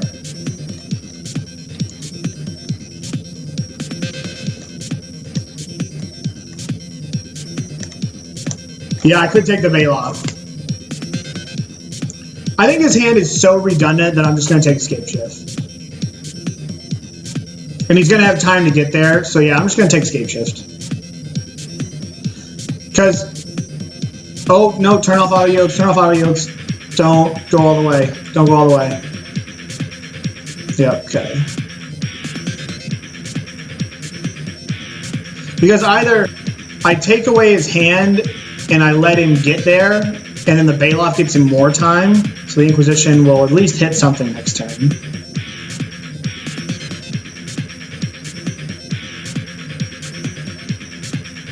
I do think I mulligan aggressively with this deck, yes. Because this deck is inherently incredibly powerful. Like, I've won games. I think I won a last game on a mull to 5. And I know how, like, much power this deck can do. At least they're not drawing land. So then I might be able to snipe this Search for Tomorrow and at least kind of strain it a little bit. Winner, winner. Alright, I'm going to take this Search for Tomorrow because it's the only... Oh, he's drawing an Omen. So he's got an Omen also.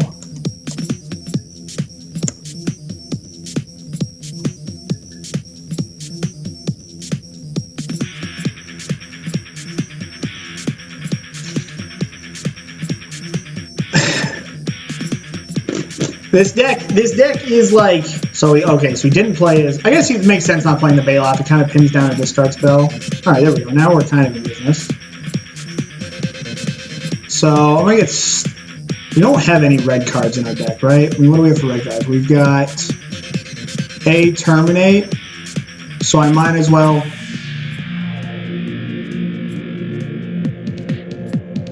get Stomping Ground so that my next land can get Watery Grave, and then I'm good.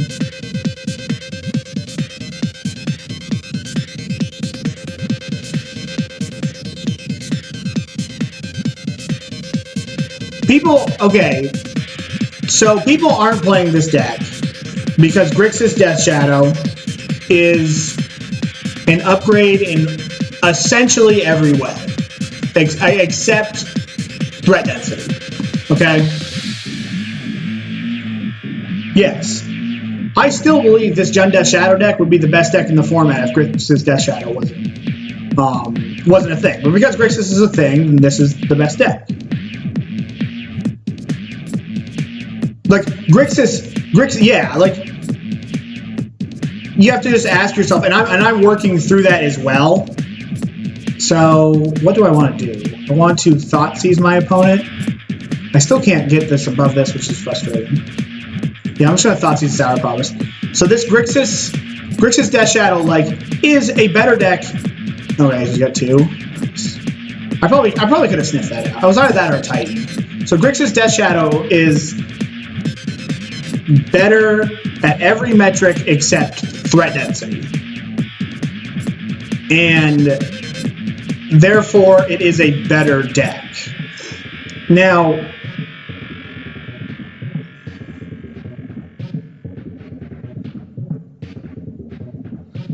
we have the Traverse. The Traverse package is like, is very good. I don't know how else to explain that. Like, at least we have to get in here now. Okay, so now I think we might be able to win this game. Oh, if only this grew our Goyf.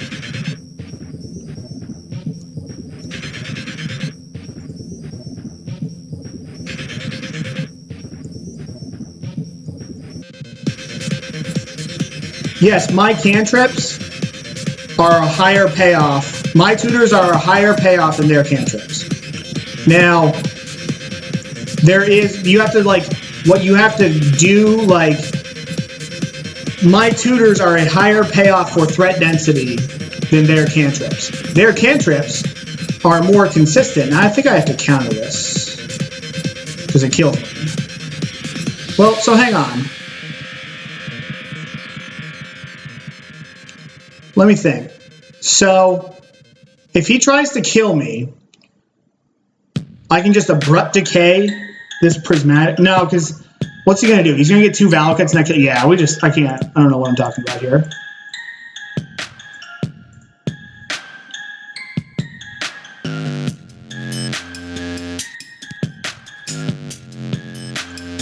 Alright, now our Tarmogoyf can at least attack through this.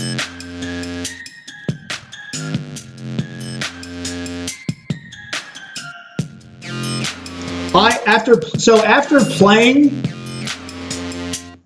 Does this do anything? Yes, because this lets me hit this. Which I should do right now because... Yeah. So first thing... I guess I'm going to go... Yeah, I'm just going to go Abrupt Decay.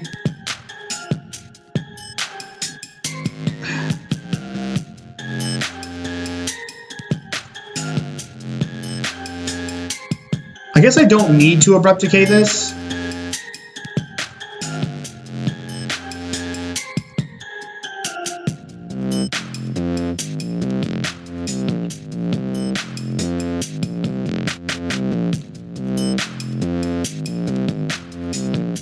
Well, Delirium... So wait one second. Before... Oh, I was talking there.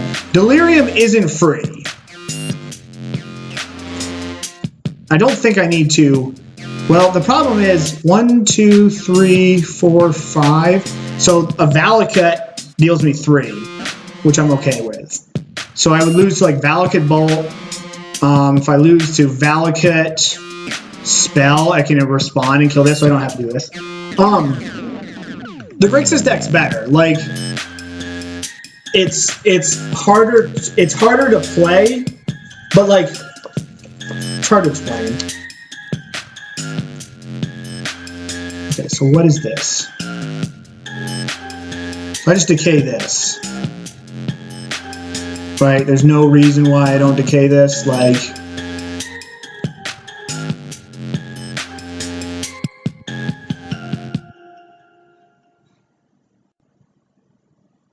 here we go. But this deck is still very inherently powerful. Like I believe this is the second best deck in the format. I think it gets severely overshadowed because in every single metric, Grixis is slightly better, except threat density. So like, if I can figure out how to handle Grixis, then I will play Grixis in the team tournament. Like, I much prefer the Jund deck. Like, I would rather play the Jund deck any day of the week. But the Grixis deck is more about like setting up your draws, kind of controlling the game.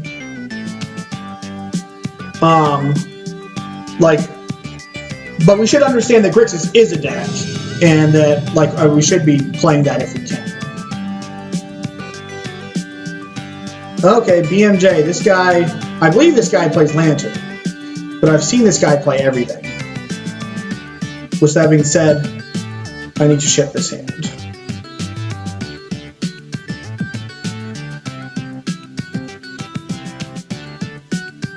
So I've got 1, 2 halves of Delirium, 3 if I need one of these, a redraw, and a Scry. So what do I need? I need like Bauble, Inquisition to get Delirium.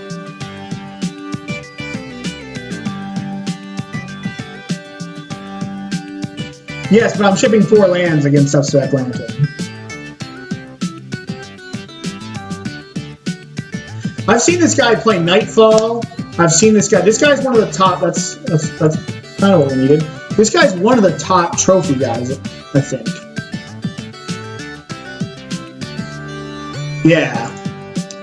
I've seen this guy play Lantern, and I've seen this guy play Nightfall. And I've seen him play, I guess, some other decks. I can't think exactly. It looks like we're on a fair deck. I really hope he's not playing Abzan. Abzan is just like the worst matchup in the format.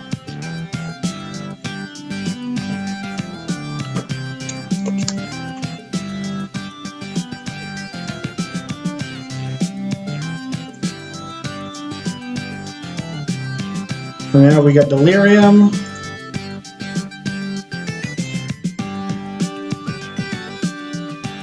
Come on, I'll play another one. Okay. We have Delirium. so I'll be able to lead into a... Next turn we're going to be able to start traversing for Death Shadows.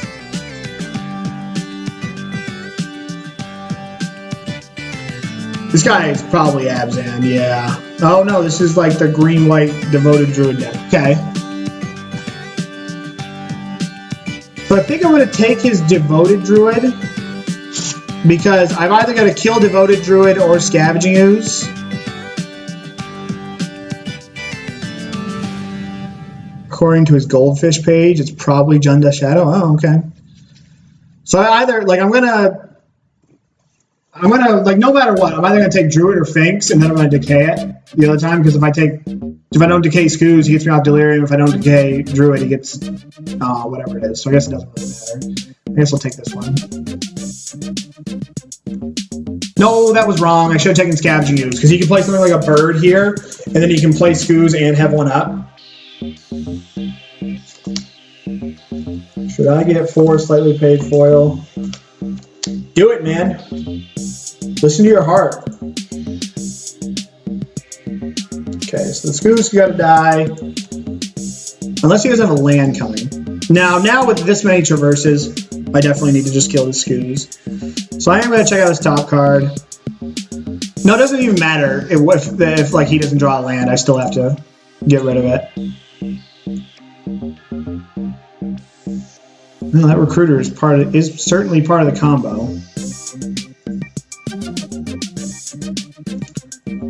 Our first traverse is probably like Lay of the Land here.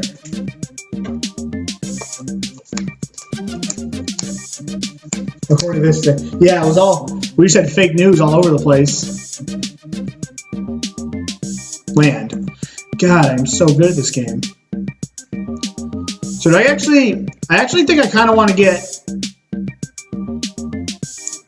because when am I going to cast this Kolaghan's coming in? I actually can just cast this Kolaghan's command next turn. If he doesn't have a play, he then passes to me. And he's got 3 cards, so he's got 3 spells. So I'm getting a 2-for-1 no matter what. I'll get a 2-for-1 next turn. I just want to get my Death Shadow into play, I think. So this here, we're going to get a Stomping Ground. And we're going to double traverse and play one of them.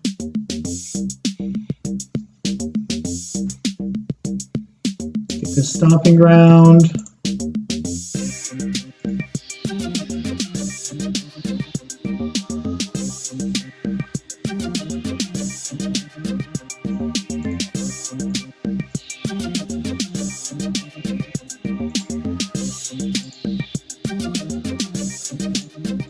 And there we go. And if he passes, no, he's gonna. Okay, so that Devoted Druid's gotta go.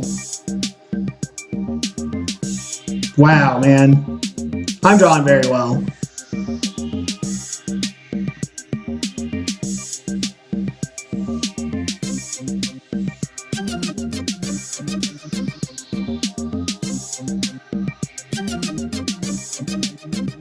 That's a pretty good play by him, I think. Now, do I want to be conservative with my life total? I don't think that I do. I think I just want to start, like, really beating down. And this means next turn that if he misses a land drop, then he's dead to both Death Shadows. Discard, discard.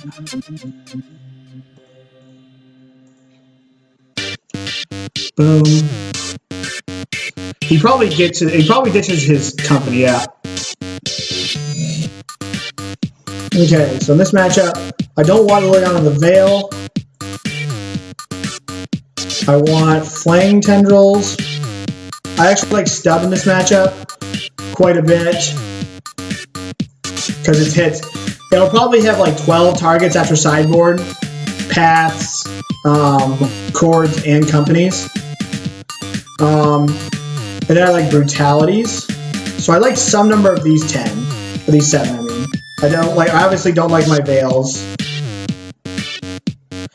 I don't really I don't like Kolaghan's command too much, because most of the time 3 mana to kill a creature is a bit slow. unless you're like Liliana Last Hope and Flaying Tendrils is much better. I like to cut a couple.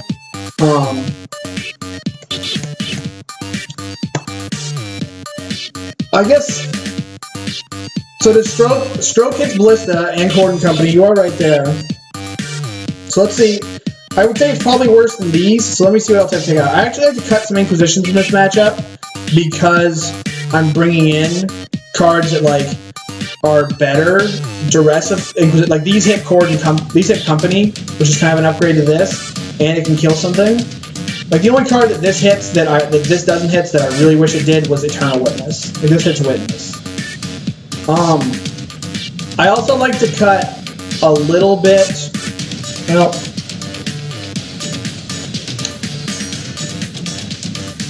I kind of want to cut a piece of 2-mana removal if it's a little funky.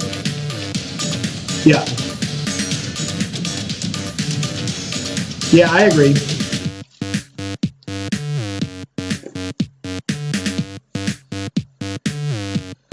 So I have one more card.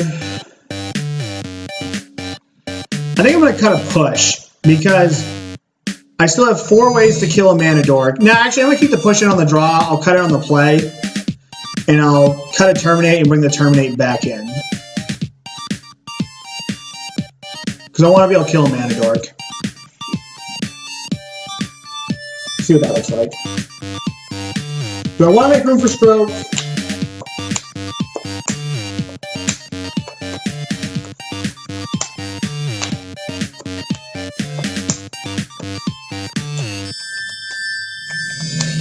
Alright, here we're going to go like this.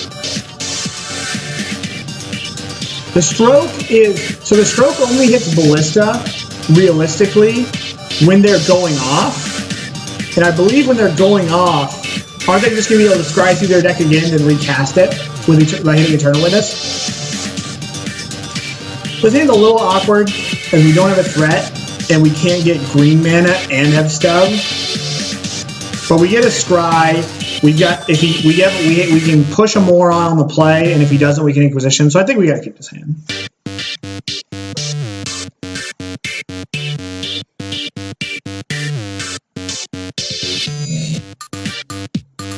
There's a Noble. That's a good draw. I've been drawing very well tonight. We don't need another Stub. So this is going to get Overgrown Tomb, and then we're just going to push this.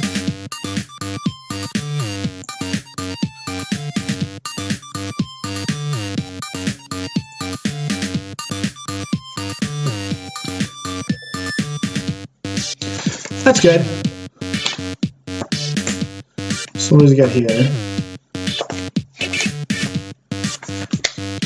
All right.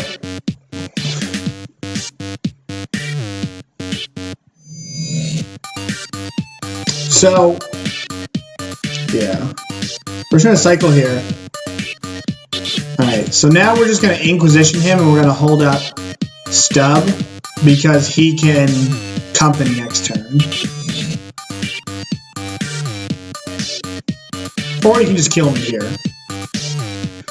Alright, so that Vizier has got to go.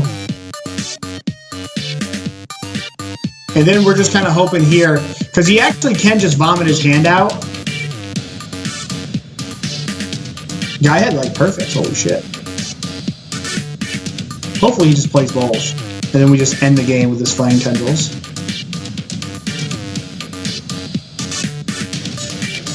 Oh, he's going to go for it.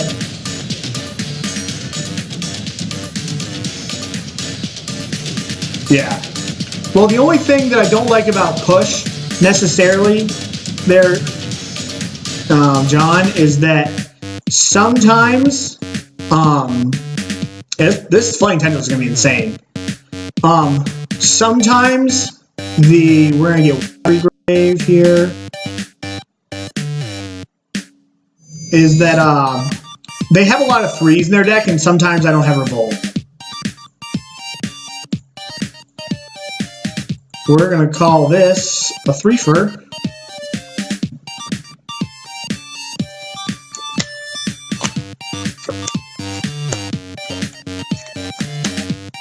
Oh, he played this. Oh, there he goes.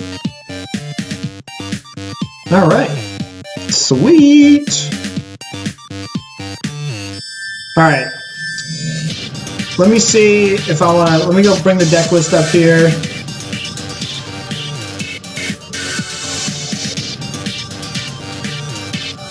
I believe that's like super important on the draw. On the play, it's a little, you know, to have the disruptions a little bit better. All right, I'm gonna be right back. I'm going to get myself something to drink.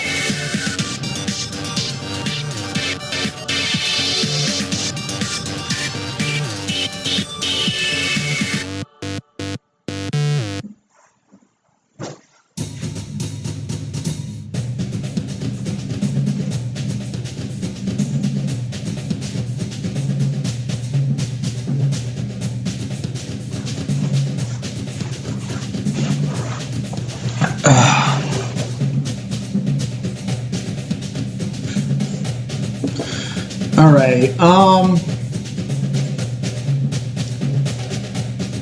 Still don't have any rages.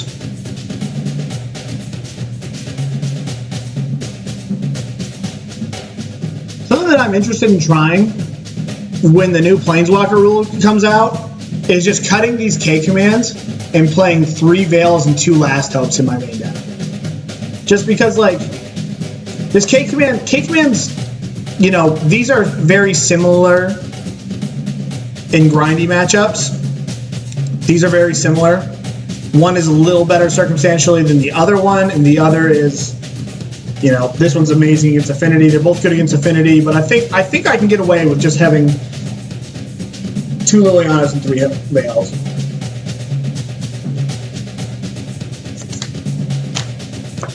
I just want to try it. Try just 5 Lilianas. The new rule, because it sounds, it's good. I don't know if it's good or not, but at least sounds sweet. All right, I think we're just gonna jump back into it. Might not be able to finish the league, but we'll at least get a couple games in.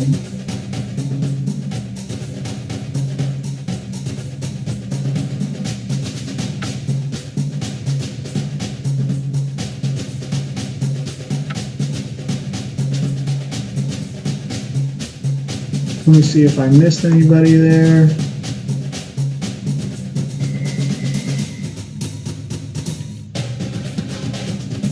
Back onto my dashboard.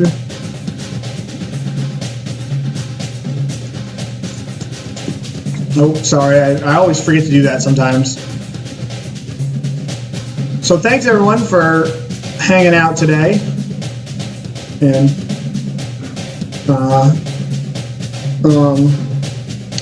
thanks everybody for hanging out. I appreciate all the support here. If you guys like what you see, please hit the follow button so that other people can see it. And if you guys want to see these later, you can check out my YouTube page, which is linked below. So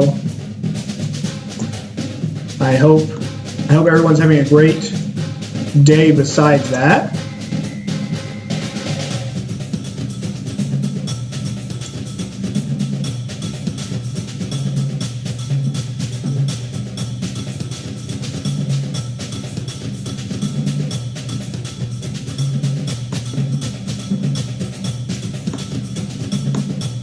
Taking a little while to pair here. So the cards have been good. So I haven't brought in these. The second Pulse might be like a little I'm scared of Abzan. Because like there's just been more Lingering Souls the past 2 or 3 weeks. And that's why I cut 1 Veil and put a Last Hope in the main deck. That's another reason why I kind of want to play the Lilianas. Oh man, Calc 3, I did not do very well in Calc 3. My t-shirt was awesome. The t-shirt was very funny, but I did not do well. Alright, so I think I'm going to keep this hand because I'm on the play. I don't necessarily, with this deck, I really hate not having a proactive discard on turn 1. It really grinds my gears, but I'm going to keep this.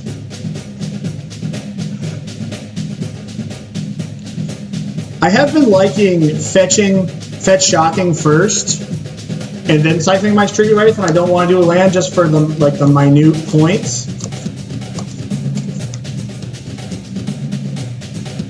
That's a good decision, Nilla.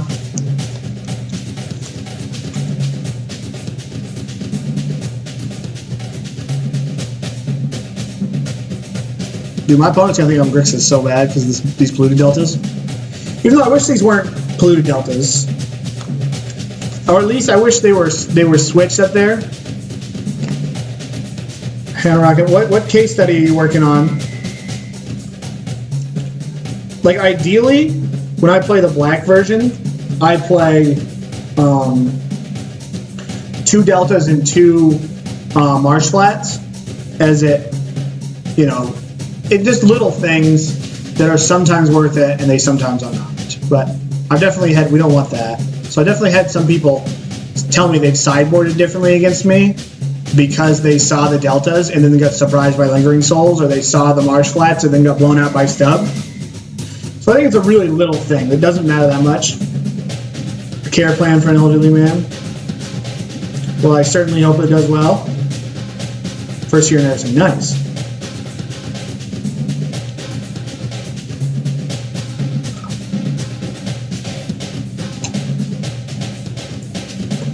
Hopefully this guy just goes like Noble Hierarch.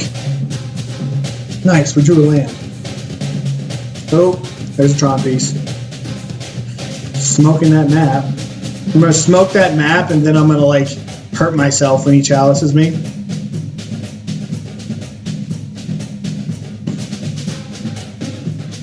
This is kind of where the rubber meets the road, right?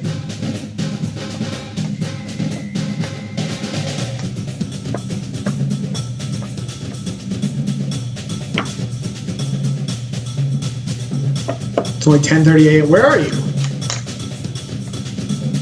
You're like, what, 14 hours ahead of me?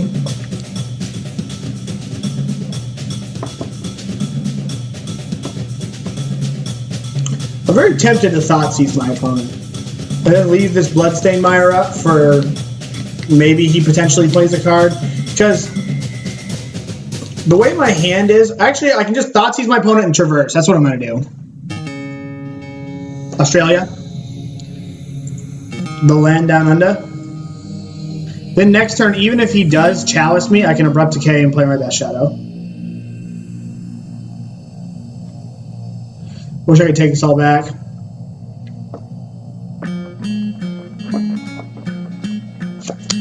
Wow, this hand's good. So I think I've got to take this all as dust. Even though fighting through, like at least this checks this. This checks this. Then I just have to get my Death Shadow bigger than the Dismember.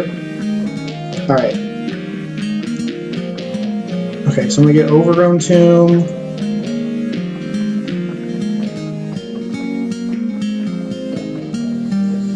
You like, even though he had all natty, he had Tron, right, sir? Like 1, 2, yeah, he's got Tron. I don't really want to get all his dust. All his dusted.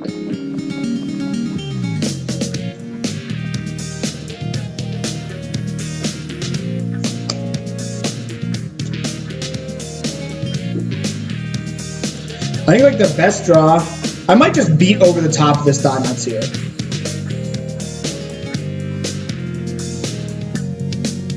Because I have to fetch to 6 anyways to make it so my Death Shadow doesn't get dismembered. And that loses me Revolt for my Thoughtseize. So I think I'm just going to plan to beat over the top of this thing. Oh wow, that's like the best draw there. So hopefully he goes for it also.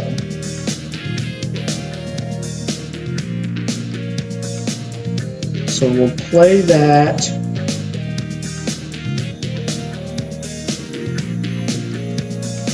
Then we'll get Death Shadow into play.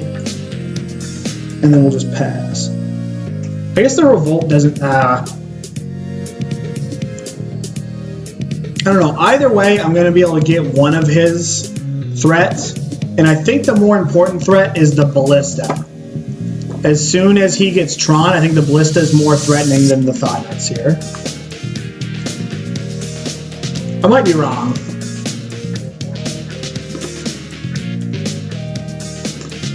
If he Thoughtseize me, I have to remember to cycle with the ability on the stack so that I don't get wrecked by a... so that he doesn't take it.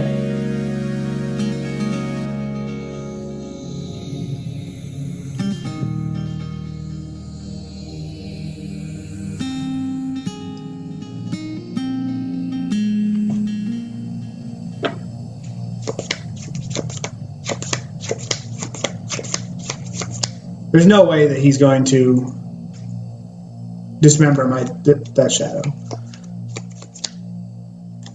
Alternatively, he can go. I guess he can go Ballista. Yeah, maybe I'm in a little more trouble than I thought I was.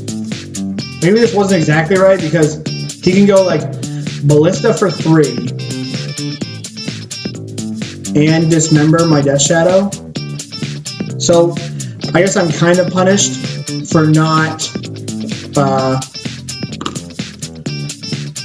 I'm a little bit punished for not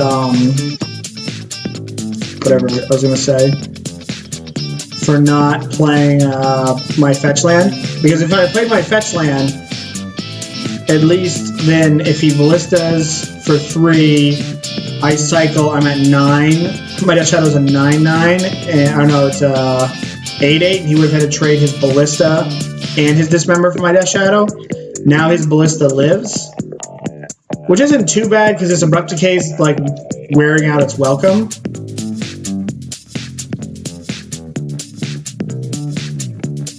I was thinking about it.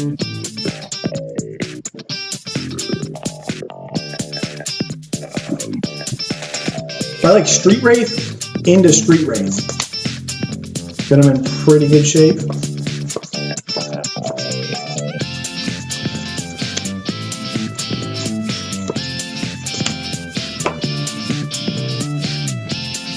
Okay. So this means our Death Shadow's living.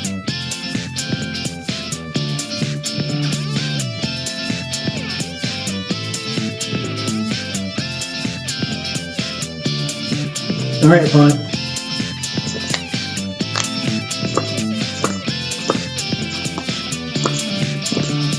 So you gotta take Fatal Push.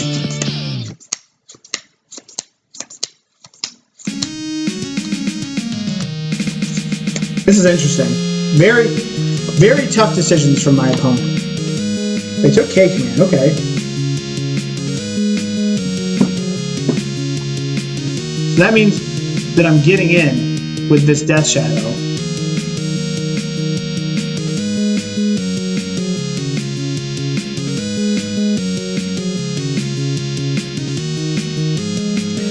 And I'm dead to like Reality Smasher.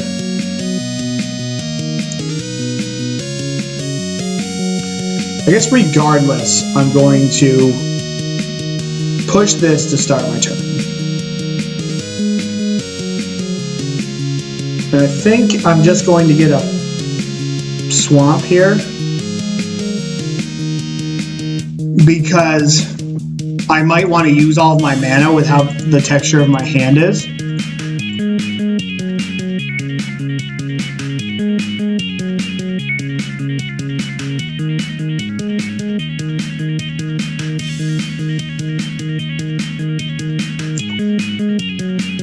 If I know 2 out of my 4 opponent's cards, I think I'm just going to pass. So look at my opponent.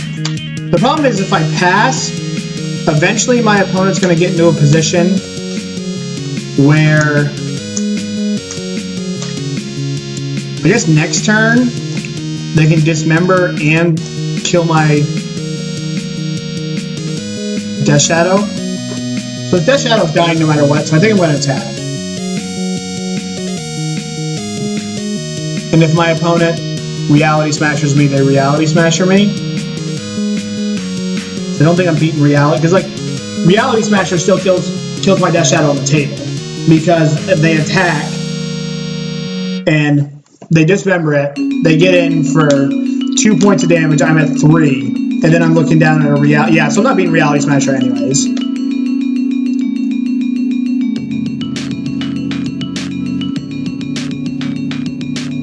Yeah, there we go. So homeboy's got himself only a 2/2 Ballista.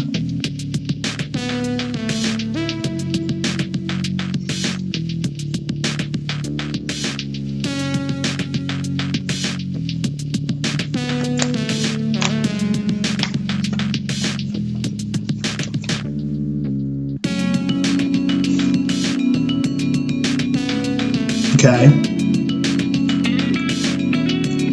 So if I hit this ballista and he does any damage to me, then he's dead.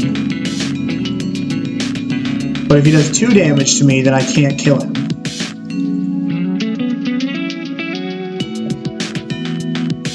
I'm definitely going to decay this Matter Reshaper before I do anything. Oh wow, so he's going to do 2 damage to me.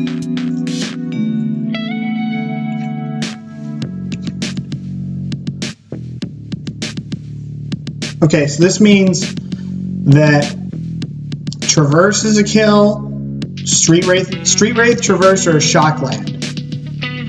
Or a Kolaghan's Command. No, a Tarfire, Street Wraith, Shockland. Not Death Shadow.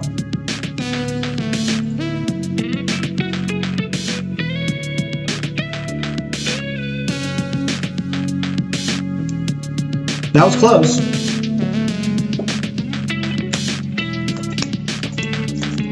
Okay, so he gets another land.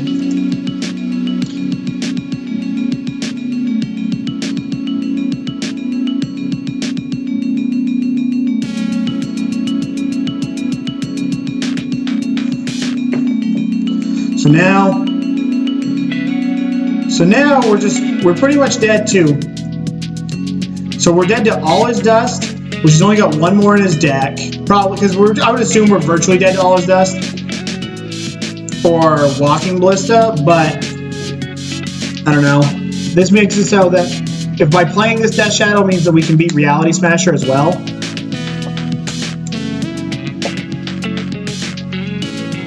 Yeah, it's a good good Matter Reshaper. Wow. All right.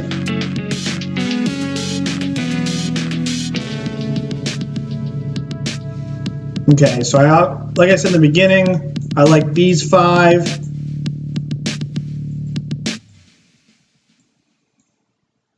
I don't like Last Hope. I don't like Fatal Push, Tarfire.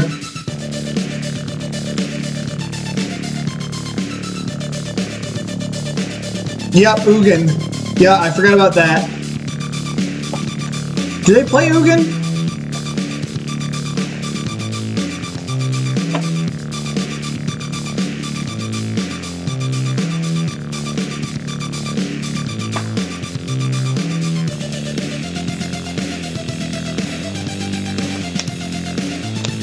So I like Terminates, I like Decays, I like Pulses, everything that can kill big things or Chalice.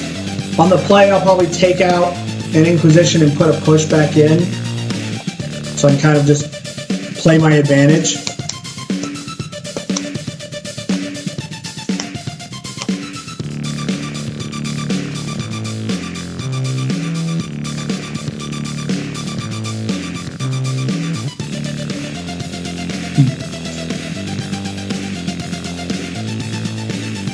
Reserve the room today, Nella.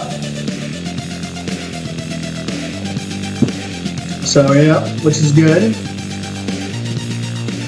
My fiance was a little stressed out just because we paid our photographers today for our wedding, so that was causing a little bit of stress in the hubby house.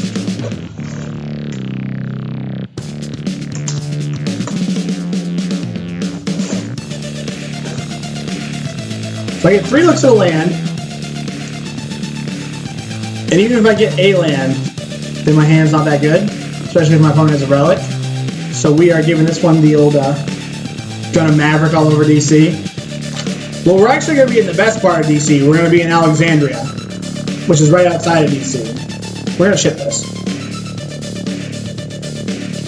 This hand's much better. What do we got on top?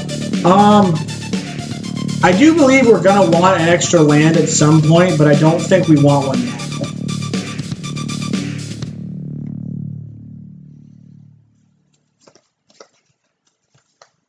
Okay, there's a map. Wow, that's sweet. I can put it on the bottom. That's so sad.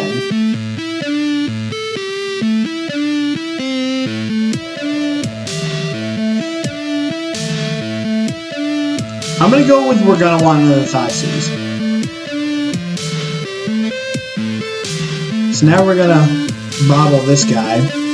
Bauble this poser. He's got a ghost quarter, okay.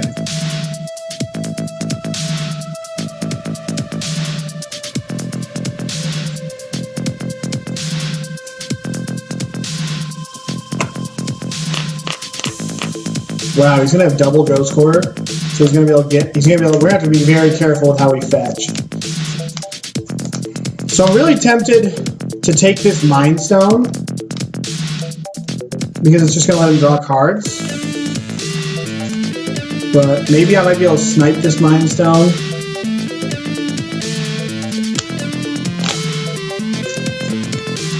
I'm gonna take Karn, I'm gonna see what he does next turn. Because he easily might just like play another Mind Stone, play Mind Stone next turn. If he plays Mind Stone, then I can decay a mat. Or grudge a mat, I mean. Okay, so the Shuffler is on point. There we go.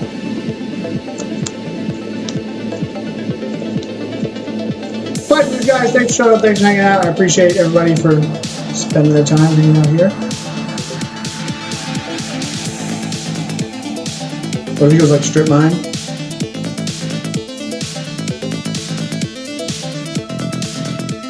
If he just holds up, then I'm going to take each of the last two cards out of his hand. I think. Well,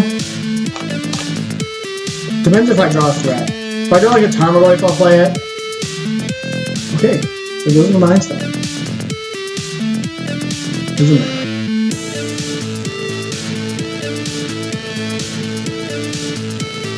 So if I actually if I hit this, then I'm going to be able to, with a grudge, I'll be able to get one of these maps in the second half. Which is probably worth it. I mean, it's what we got to do with our mana. Try that or not use our mana, which is terrible.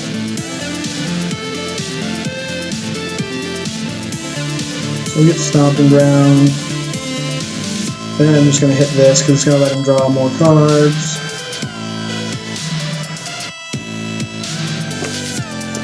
Because no matter what, I'm going to get one of these maps next time.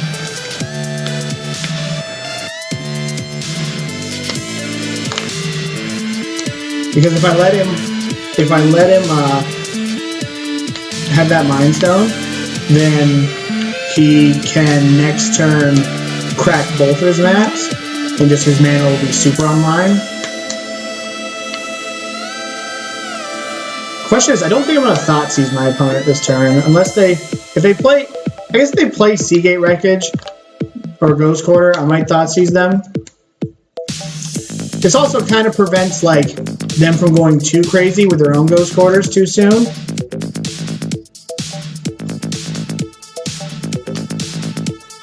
Yeah, I think it's worth it. Anyway, in the chat, can you guys hear my music that's supposed to be playing?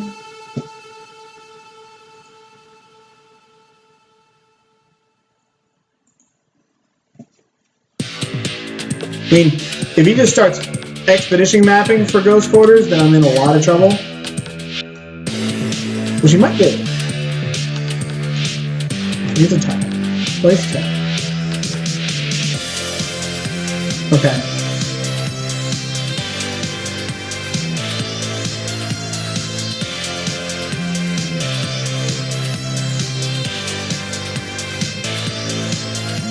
So he knows I have this. I think I'm going to Thoughtseize him just to use my mana up here. Like there's a really good chance this misses, but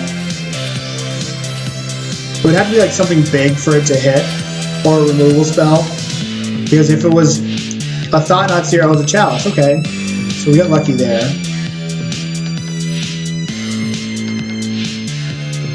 And we'll just slow down his mana production. And now we just need a threat.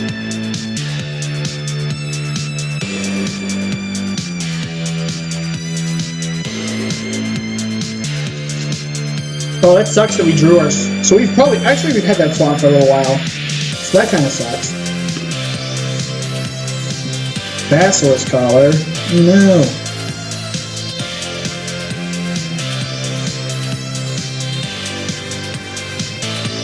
Not there. is our Traverse that we cannot cast.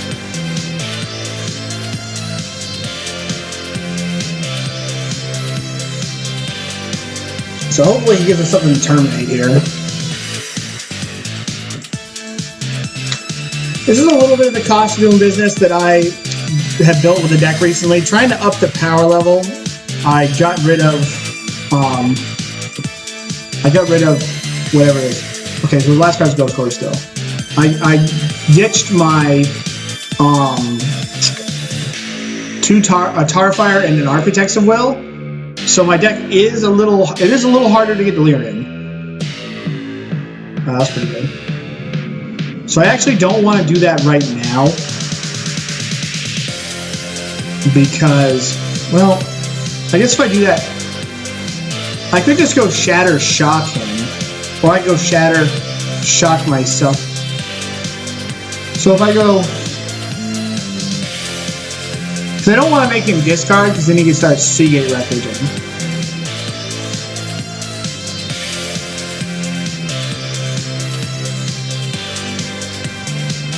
Oh wait, because no matter what, I can't traverse and play my Death Shadow next turn.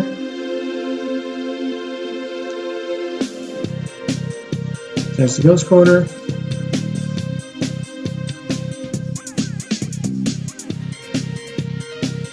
So this needs to be Overgrown Tomb, otherwise he'll Ghost Quarter me off both green sources.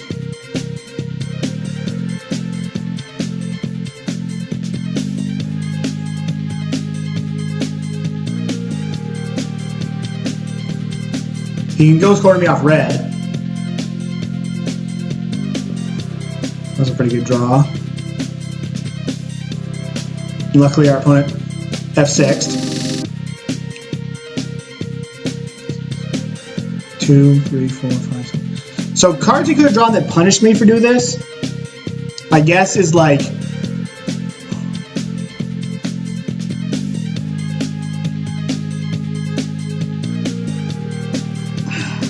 it's 2, 3, 4, 5, 6, 7. I'm gonna Thoughtseize my opponent. Well, what are the odds that he draw one of his two? I'm just gonna play both of these.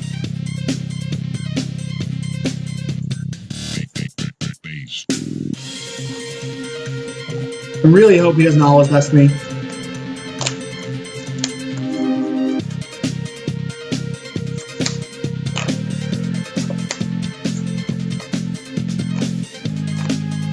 Now he's got Tron. So he's got 2. And he's got nothing to do with it. I can't imagine what this is. It's probably a dud. But, oh, I shouldn't have cast this because of Seagate Wreckage. Yep, that was a mistake. Oh, I guess I get to win. Alright. Let's keep going here. 1-0 in the league. That's always sweet.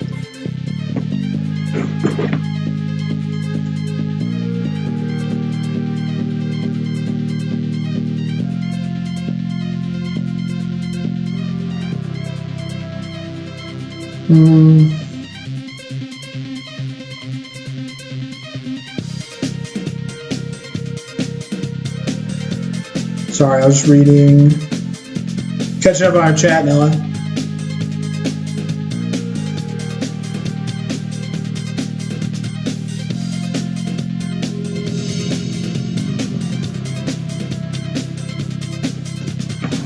Alright, get back into it. Oh man, I got the pair down. So I'm going to ship this hand because 3 of our cards cost 3, and it's just going to be difficult to get to. Like, I don't want to play. Alright, this hand's better as we get a Scry.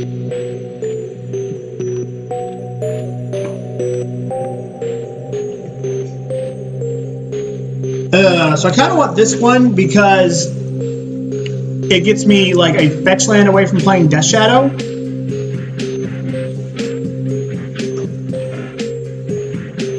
Two damage, 5. Then I get 2 draws at a land. I got 7 of 16 in my deck. I'll draw this, 52 cards. 2 looks at 16 lands to be able to play Death Shadow. I think because we have this Liliana in our hand, we need to, in order for our hand to better function, we're going to need to bottom it. Well, I wish I'd have topped it. Okay, that's a good draw, because it's a potential fail rate. So we get an Overgrown Tomb.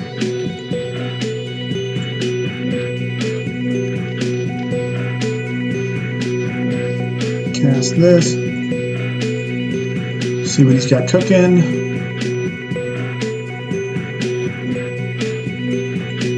Don't show me a Blood Moon or 2. I can deal with 1 Blood Moon. Oh, it's a Stone Rain. Well, that's not good. So we better hope we draw one of our lands here. That wasn't one of them.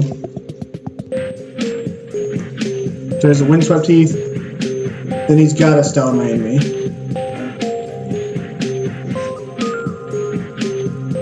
Yep.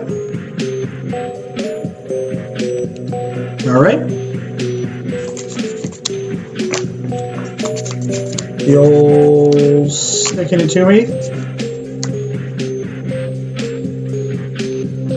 At least he didn't play there. Alright, so he's got 2 cards. Mountain and something. Land? Nope. Well, sometimes you just get got, man. Maybe I should have traversed. So the problem with me traversing on one is that this deck is pretty cold to Blood Moon. And if I don't look, try to check the way for Blood Moon, even if I traverse from my 1 forest, 1 swamp, I mean.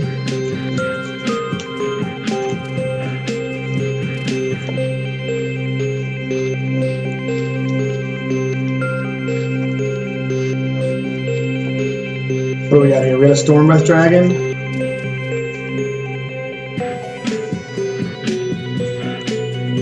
Alright, so he's gaining 7 life, and he's searching for a creature card. Putting it in his hand. Probably 2, 4, 5, 6. Probably like an Inferno Titan.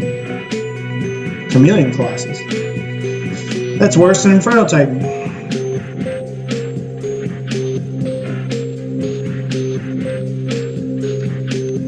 Yeah. We did. Yeah, we just got there.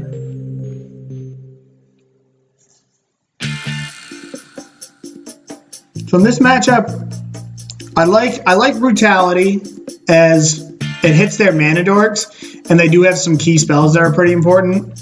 I think these cards are pretty slow. I think Stub is all right. I tend to like bringing Stub in against any Blood Moon deck. Yeah, I got Ponzed. I like bringing Stub in against Blood Moon decks. Problem is, like, I don't really know what I'm taking out because I want all the rest of my cards. Maelstrom Pulse isn't very good because it doesn't kill Blood Moon in my deck. If you can make a case for Disdaniful Stroke because it hits all these big payoffs. So I could see bringing these in. I don't really know what to cut. I don't like these. But now the Veil's alright. It's probably slow actually with how fast they're ramping. Like they're just gonna be able to, with so many mana dorks, really on the Veil can't be very good.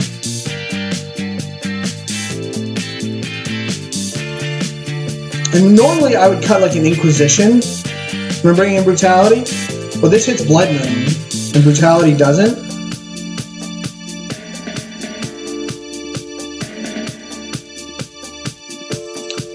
Is Stub good, Noah? Like, Stub hits Moon, Stone Rain, Acid Moss, Bonfire of the Damned, Primal Command,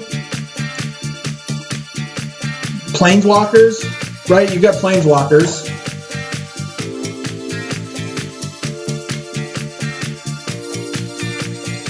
think I want these.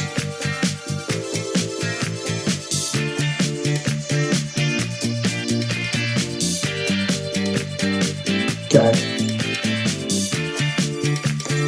I would like some Maelstrom Pulses now that we're talking about like Chandra, but I don't know what I'm gonna bring in for it.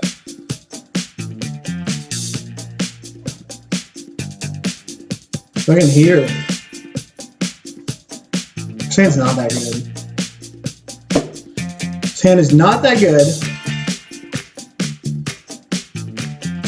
I can bauble and look for a removal spell on one, of which I have 5. And I'll get 2 looks out of it, out of what'll be 52 cards. And then I can start beating with a Tarmogoyf. And I have a stub. I think... I'm inclined to keep this just because I have Tarmogoyf. But I might not even be able to cast Tarmogoyf on 2. I have stub. I'm going to keep this and probably regret it. This hand's got pressure and it can deal with a moon.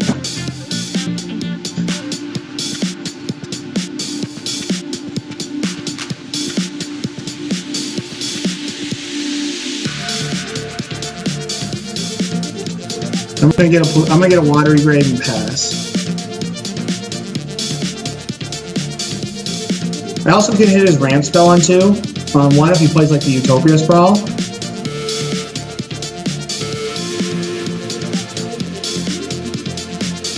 Fatal push. Alright, Street Wraith's okay. Street Wraith means I have Delirium next turn.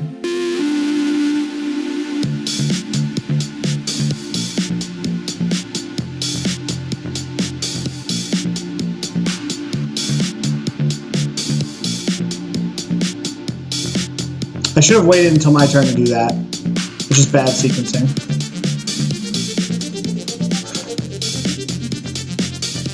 So I think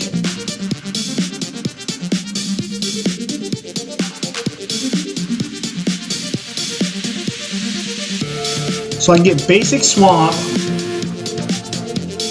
Yeah, I'm gonna get basic swamp, and then I'm gonna brutality, and I think I'm gonna pitch this traverse because it turns my stubs turned on.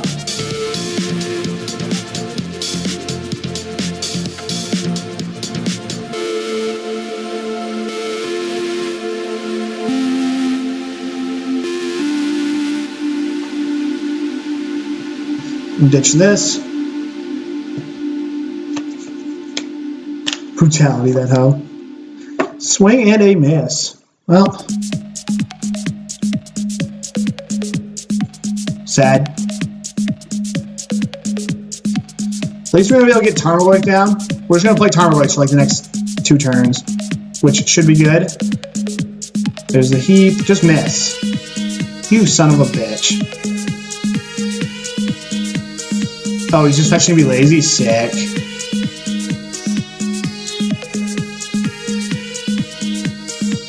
Okay. Decay is probably not gonna do anything. All of my cards have such diminishing returns in this matchup. Looks like Tarmogoyf's gonna be huge. It's gonna be a 6/7 here.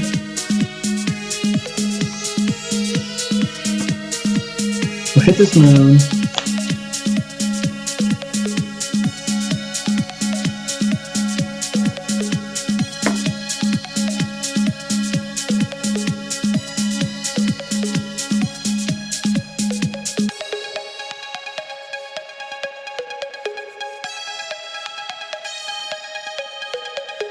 Tarmogoyf is huge.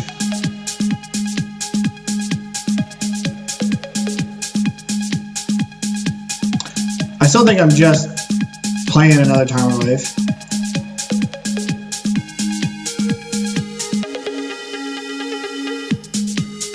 Because he has to play Baloth next turn. If he doesn't play Baloth, he's dead. Or at least a blocker of some sort. Do I need me some Tarmogoyf action? Nope, it doesn't have it. Oh, just revealed my hand on accident. So even though Abrupt Decay felt pretty bad there, I think Decay is pretty important. But I also want to take a card out. I want to take a card out. You know what I'm going to do? I'm going to board out a land, and I'm going to bring this Inquisition back in. Like, we've already got... Because on the draw, I feel like I need to interact on turn 1. I don't think I can keep a hand on turn 1 without a stub, or an Inquisition, or a Thoughtseize. Or, depending on what he does, a Fatal Push. So I'm going to board out a land, because we've only got 2 drops. But our curve stops at 2.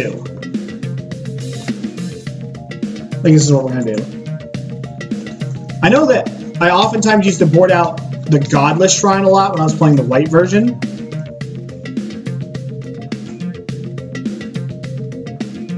Yep, we're going to keep this one. Oh, our opponent mulliganed? God, I love it. Pro tip. When you're playing a Thoughtseize deck, it's very good when your opponent mulligans. Just in case anyone was wondering.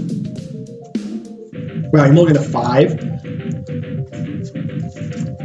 Oh, he's got himself a turn 1 play. He's sprawling. What do you do? Is put a card on the bottom. So this is getting Watery Grave. We're just saying screw it. If he's got 2 Blood Moons and a basic land as his 5-card mulligan, then like my opponent's got me.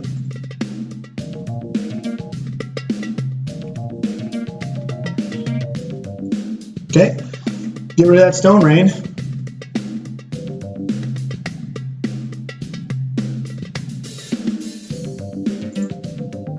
Then we'll get rid of this Moss.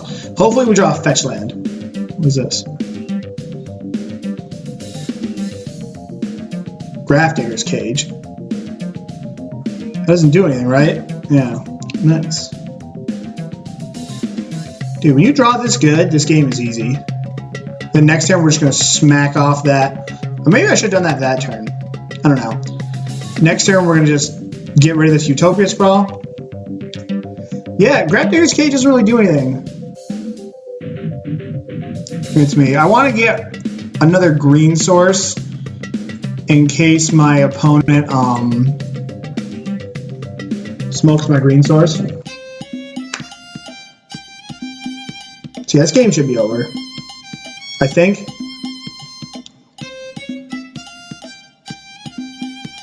Yeah, I think I'm just going to play it safe.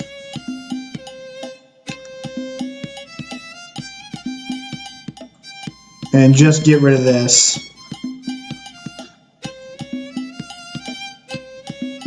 Let's make my Tarmogoyf bigger. Alright. Alright, I'm just going to play here. I'm going to get myself some more water.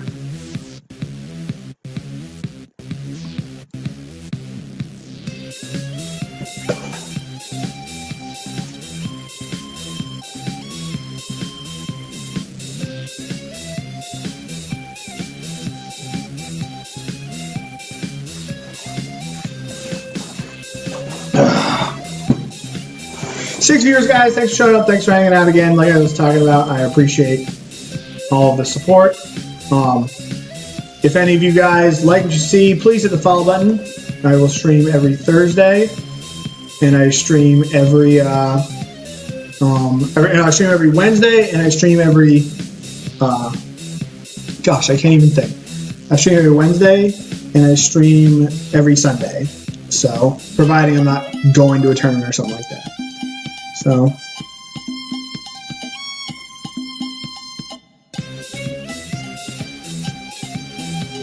oh, there we go, we're paired.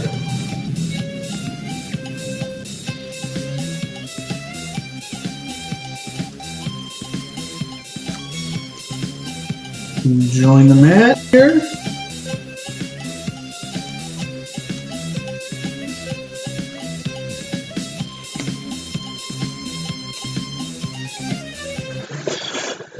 like this hand. We shall keep it.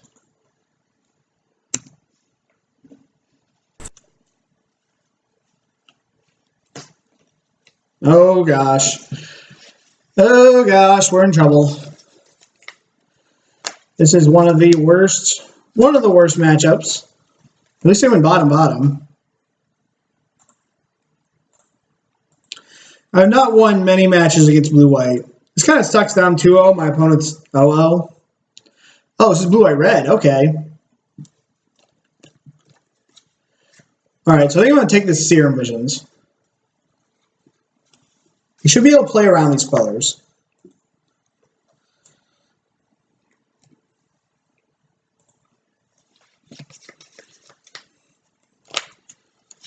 This is one of the main reasons why I switched from white to blue. This deck is a very difficult matchup.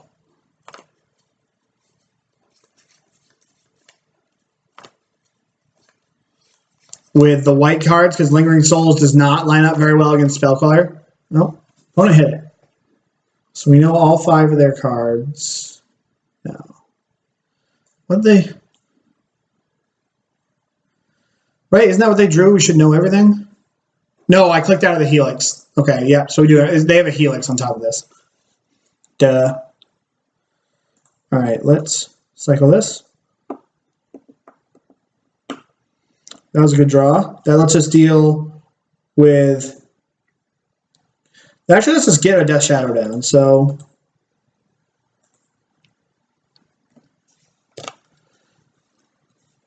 So I think I'm just going to take this Helix and then play out a Death Shadow.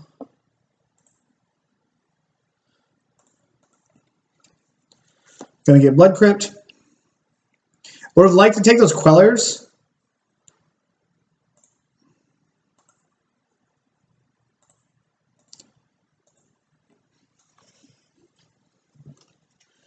Good thing about this also is that we've got, you know, this Abrupt Decay, so that we're going to be able to fight against this Queller. And, oh, did he rip a bolt? I guess that was apt to happen.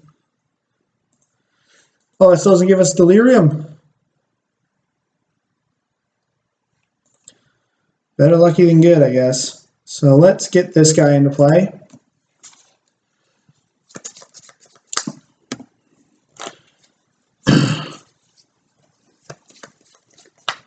It's actually nice that we're going to get some use out of this Kolaghan's command. I find Kolaghan's command to not be very good in this matchup because, purely because all of our creatures get exiled, because most of the time the burn's coming at my head. So I'll attack.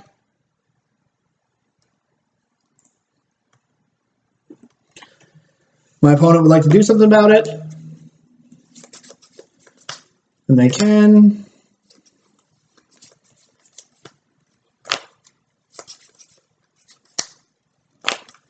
I got my shock signed down at the GP this weekend. They look pretty sweet.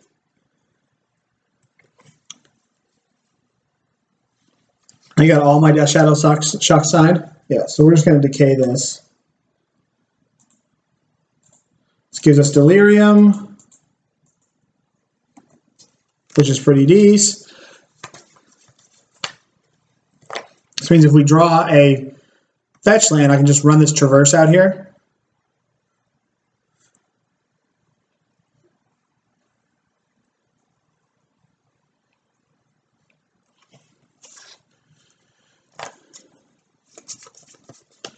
So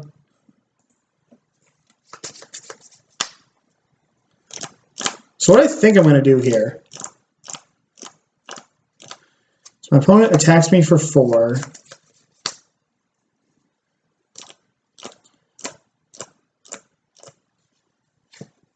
think I'm going to attack. And if my opponent blocks, I'm going to shock myself and have them discard a card. No, I can't do that. I don't have 3 mana. Whew, that was bad. I was making all those plays like I had 3 mana. We're in trouble here because we didn't hit a 3rd land.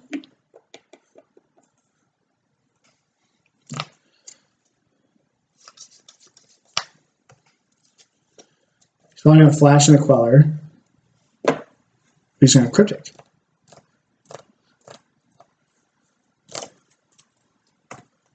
Just return. Bounce draw. So he's going to fire up that Colonnade? No, he's going to try to call it on the way down. Okay. So he missed the land drop, so he's got 3 spells in his hand.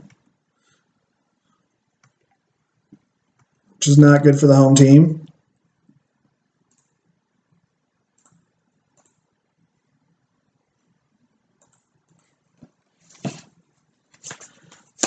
If our opponent's got like a logic knot on top of this, then we could be in a lot of trouble.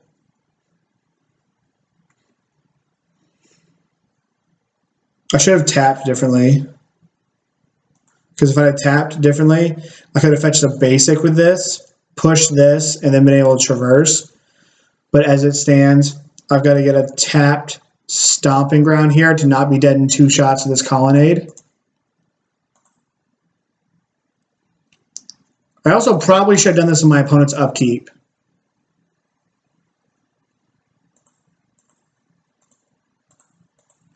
Because now even if... Okay, so Death Shadow's going to make it.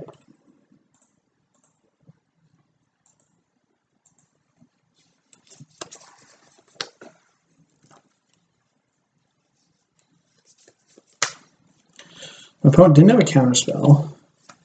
Jeez.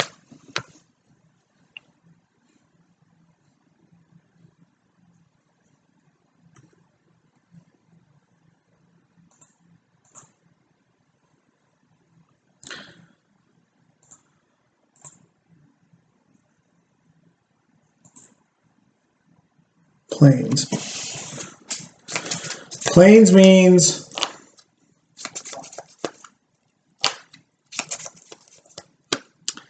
Plains means this is going to be active. So I need a Death Shadow in order to keep up with this Colonnade. Or the Colonnade's going to kill me. Let's hope he doesn't have a 3rd Queller. Not a 3rd Queller in the top 15. Wow.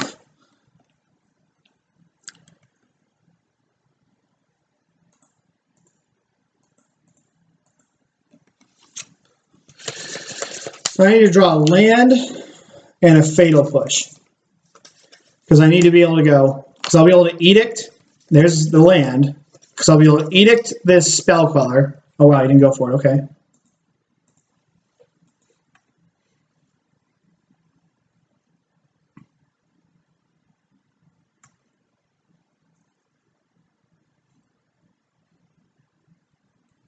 That's actually a pretty good draw.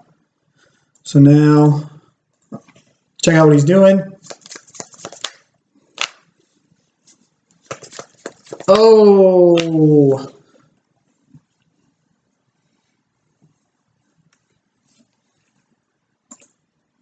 That's probably the worst. I mean, he got me anywhere there, but at least now, so he's got a Cryptic.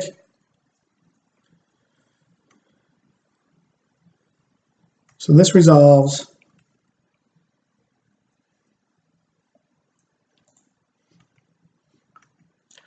I attack. He's going to Cryptic, bounce my Tarmogoyf, draw a card, and then I'll K command this out of his hand. But then he gets in still pretty dead.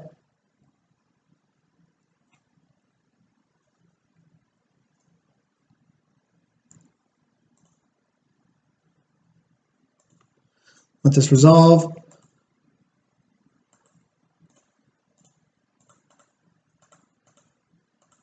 That's the hard part about this matchup, is that you can't, if you get like a really aggressive Death Shadow down, then they're just going to send that burn at your face.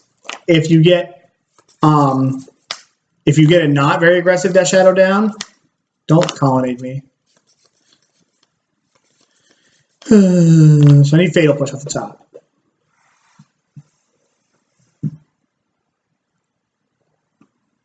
Fatal Push for a minute. Fatal Push for a minute. Nope. We did. Yeah, so if you get like a really aggressive Death Shadow, they burn you out. And if you don't get an aggressive Death Shadow, they burn your Death Shadow. So it's a really tough squeeze.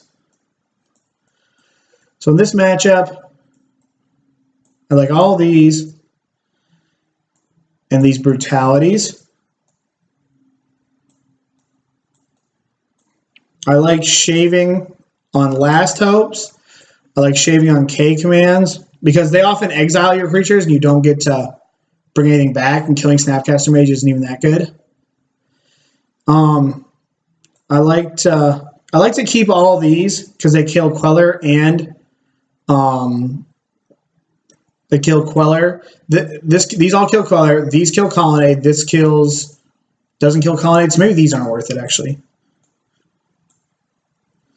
Maybe like one's worth it, and then I can shave some of these pushes. I also like to shave some of the Street Wraiths because like they turn into like effectively a glorified burn deck. So maybe best practice is to just shave across the board. Let me see what this looks like. I really don't know how to board against this deck. This deck's difficult to deal with. So we have the Spellbombs to fight Snapcaster Mage.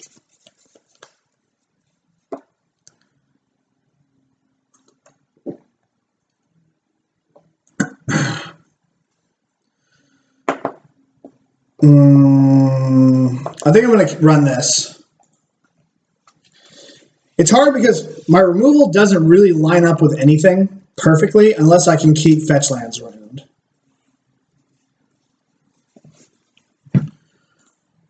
So we'd like to play first.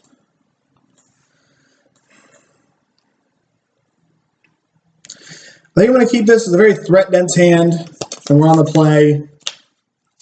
Get to lead off with a bomb, and then play Tarmogoyf on 2. And then if I draw any sort of interaction, Death Shadow on 3.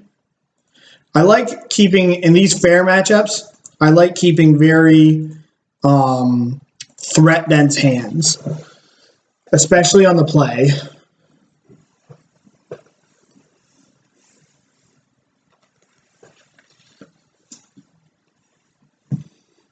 Opponent fetches. So this means my Tarmogoyf's going to live through a lightning bolt. Praise Jesus. You went bottom. Okay. We can play another Goyf next turn.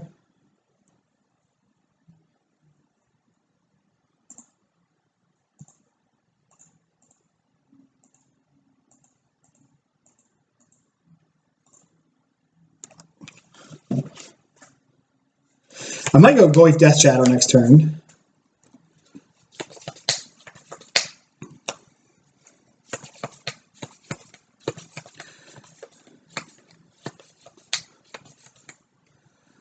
Especially if I hit a Street Wraith here, then I'm definitely going Goyf Death Shadow.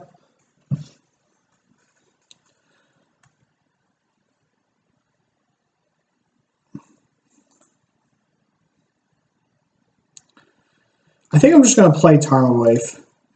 So I'm going to play this first, pre-combat. So if he spell snares it, my Goyf gets bigger.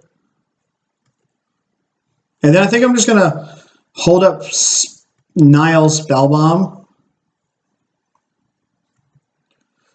Because if I can play Spellbomb, then there's a chance, and I draw another land, there's a chance that I can play like all of my Death Shadows and not have them get bolted.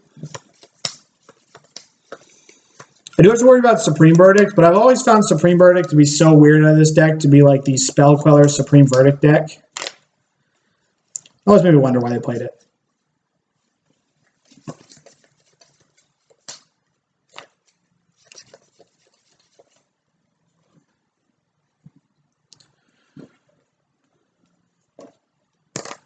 He's thinking.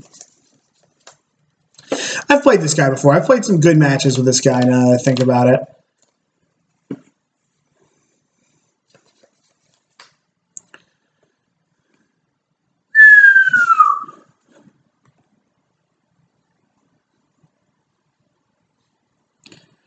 That's bad.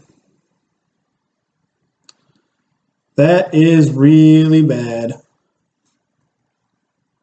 All right, I'm going to fetch Overgrown Tomb.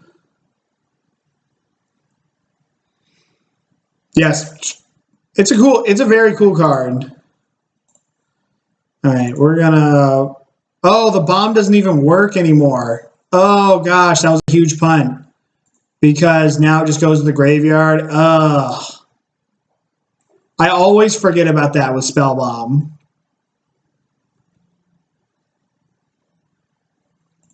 All right. I'm going to pray my opponent doesn't have a Supreme Verdict.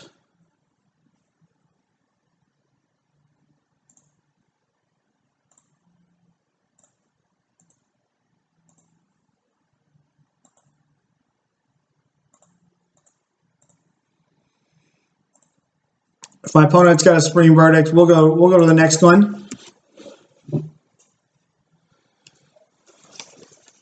I'm so frustrated with myself over that I should have attacked my Tarmogoyf. I'm so frustrated with myself because of that play with the bomb. I should have known that.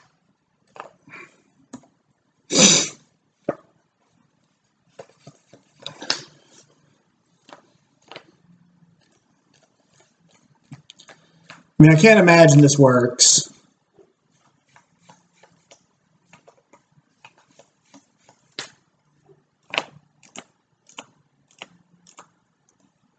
What is this? Red, blue, white. If he rats me, I'm just going to concede here and head to the next game.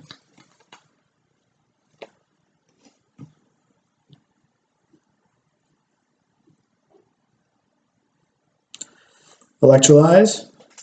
Okay. Bolt's one of them. Ooh, that kills him. Wow, I can't believe we won this game. I should have Inquisitioned my opponent just in case I saw some new information. Wow, that was lucky. Now I'm going to keep Abrupt Decay in, definitely, because this Rest in Peace. I think I'm going to cut one more push.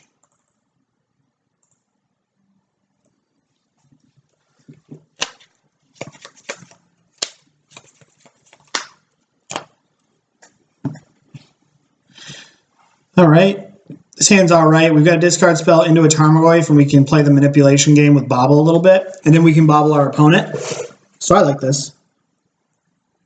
We can do Bobbling. Baubles for days. It's a good draw. Let's see what our top card is.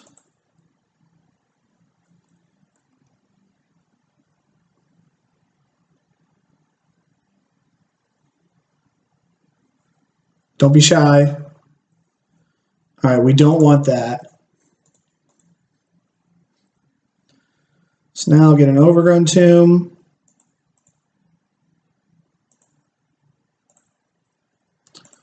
Bauble my opponent.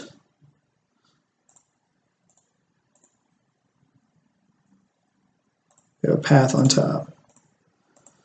That sucks.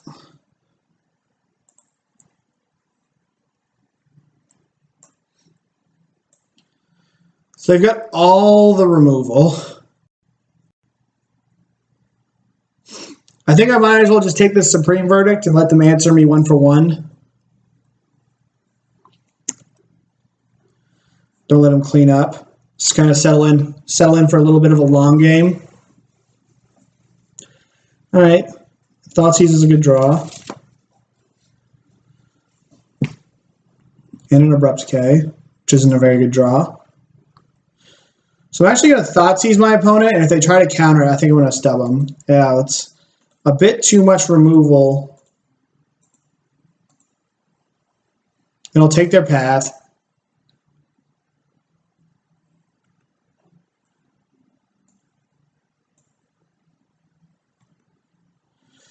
So now it's like path versus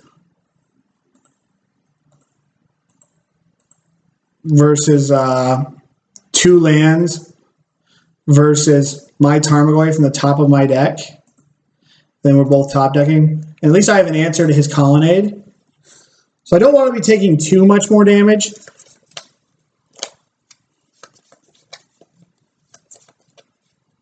Let's play the Hallowed Fountain.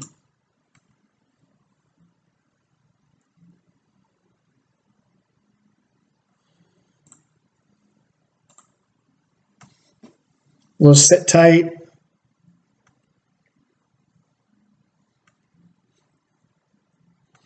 Kind of maneuver this game into a little bit of a position where we can Spire Buff Canal, so we drew that.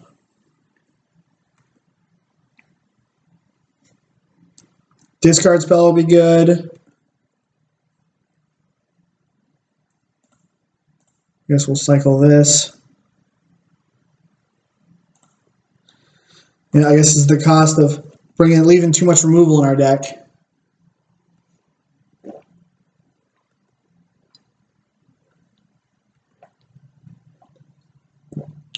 I like a spell bomb would be good. I guess our opponent's kind of flooding out a little bit. I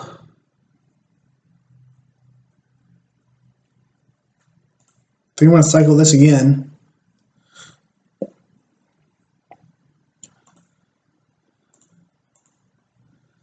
All right, let's see what happens.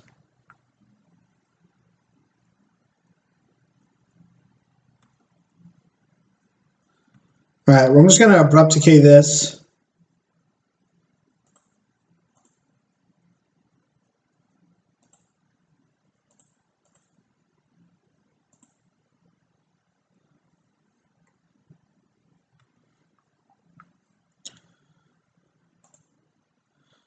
So my opponent's last two cards. So I actually don't think I'm going to cast the Death Shadow, because I don't want my opponent to clock me with this Colonnade. Then next turn I'll play Death Shadow and Tarmogoyf. And when I cast the Death Shadow, it's right into his path to exile, so it's not like I'm effectively racing him. Oh wow, there's no way he's firing this up. That's so crazy. Because you know I didn't play my Death Shadow last turn, and there was a reason that I didn't do that. So I'm going to play out both my idiots. Discard spell.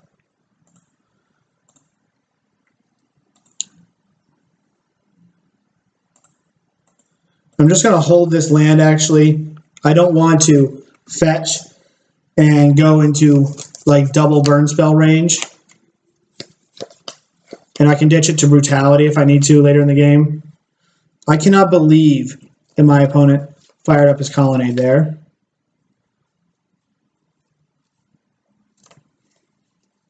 If he goes Path, Snap, Path, then I will puke. Plays a land.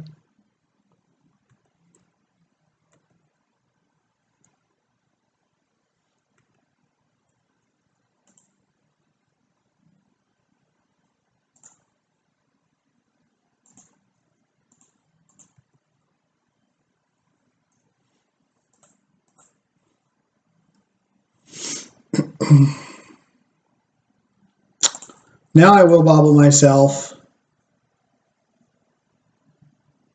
With a Polluted Delta on top. So I'm going to get in. I do think I'm going to fetch this away. I think I've got, like, I can't afford to draw a Polluted Delta here. I'll just get it tapped. My last fetchable land. My opponent's got a Bolt. Nope, no Bolt. Oh, that's a really good draw. I think my opponent's flooding out.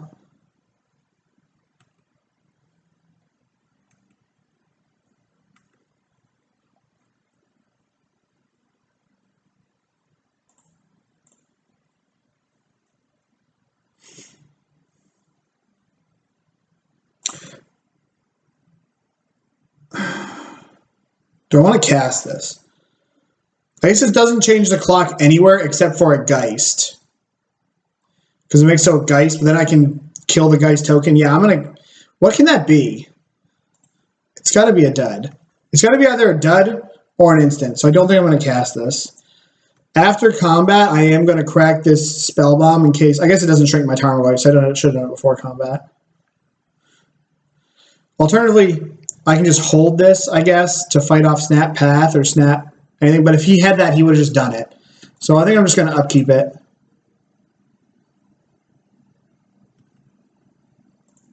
Because he's definitely just Snap Pathing my Goyf with this on the stack. Probably another land. That's what I think too. But, I don't know. My opponent's made some questionable plays, in my opinion.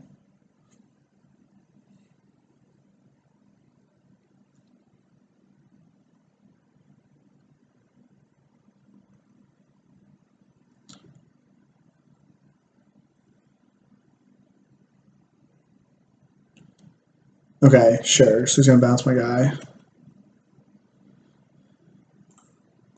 So let's lead off with an Inquisition, because it doesn't do us any damage.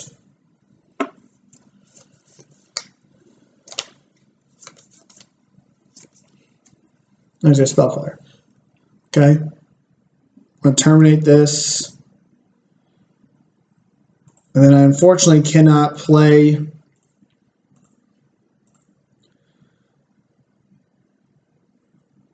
I did that. Come on. Oh, geez. Then I'm actually just going to traverse for a Death Shadow because Death Shadow is lethal and Tarmogoyf isn't. Give my opponent a draw step. If my opponent's got something I can't Inquisition, then I'll just take it.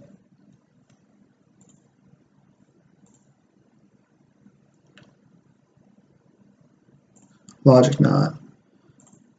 All right, sir. This is what the boys say in the business. Yeah, Mana Leak, sure. That could have been a good one. This is called a check.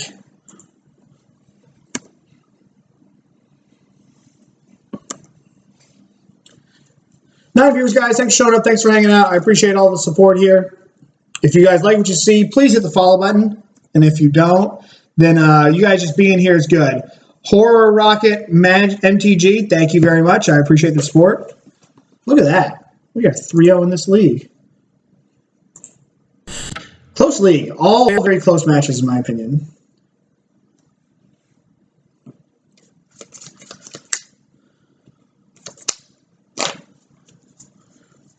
Oh, so let me show you guys this.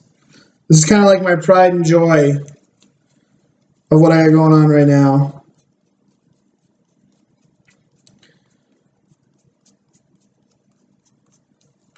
So all of my shocks were pretty beat up because I am cheap, essentially.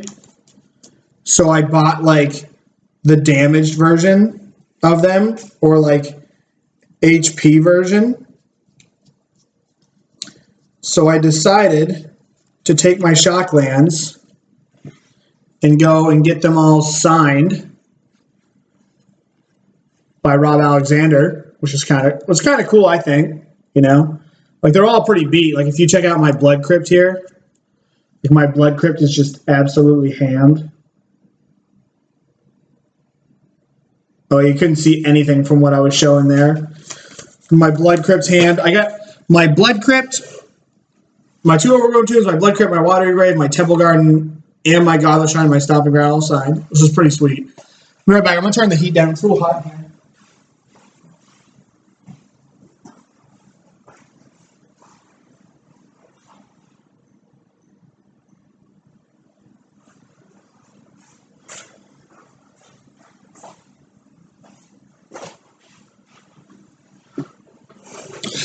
These are that was kind of like the second to last big cool magic thing that I wanted.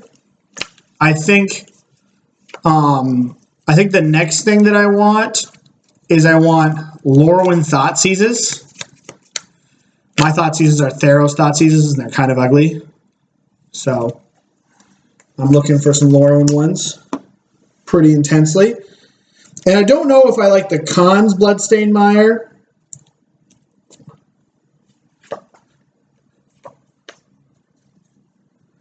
Yeah, that's cool.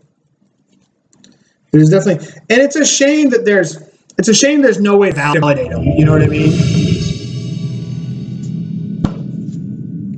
It would be kind of cool to get my whole deck signed by the authors, but the artists. But I don't know who got, who did the Tarmogoyfs or who did any of that. So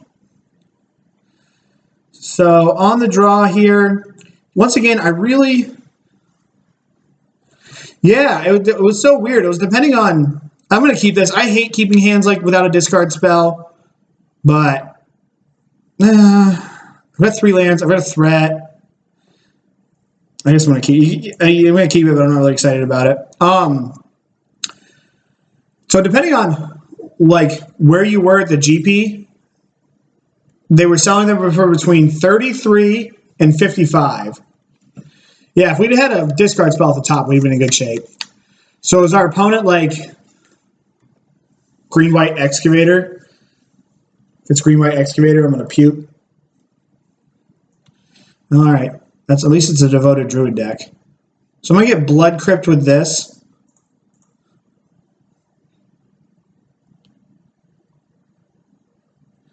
Huh. That's pretty cool. It's cool that you can sit there and like, say, I got these. All right. Oh, I shouldn't have played that. I guess I kind of had to play it. Unfortunately, we're going to show our opponent blue, because we're not fetching a basic.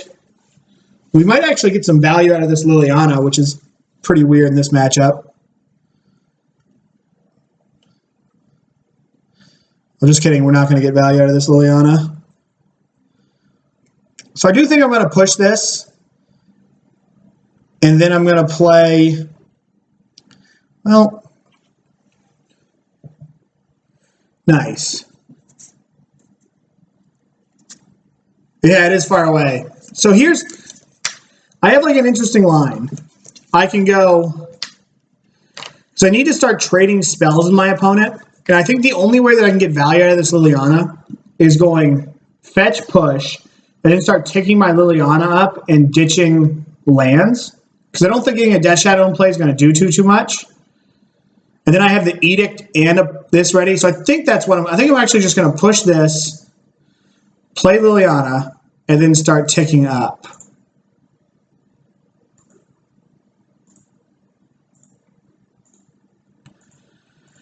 Because it's the only way that I'm going to do anything with this Liliana. I can hit that next turn.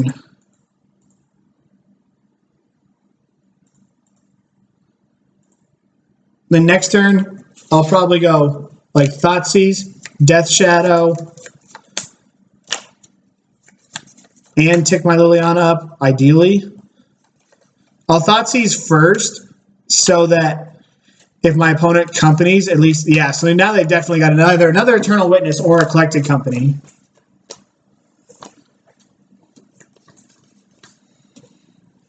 There's a Devoted Druid. Oh, they're elves. So there's out of lands. Well, I guess Thoughtseize. Okay, so Chord, Azuri. So I'm going to take Chord. I'm just going to get all of these. Chord of Calling.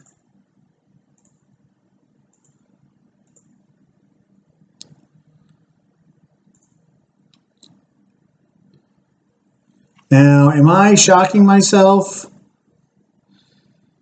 I guess a 7/7 is good.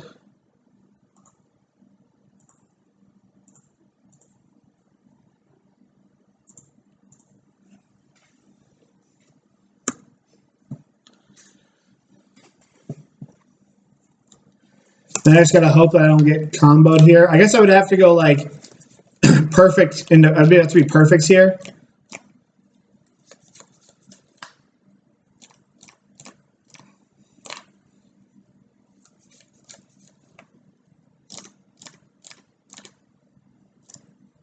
Okay, there's an Arch Druid.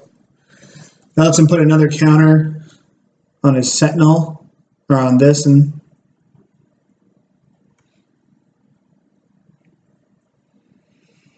I kind of just want to go Edict now and attack.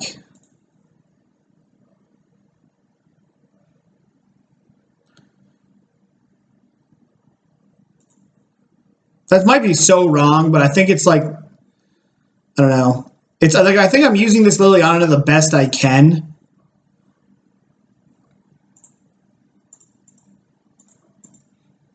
Like, it's just not very good in these matchups, and it's, like, I've got to find a way to use it.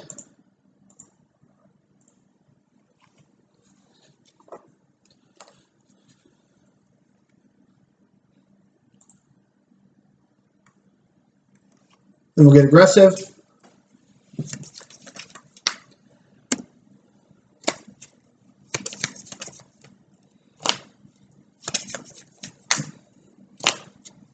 And then he's got to either attack Liliana.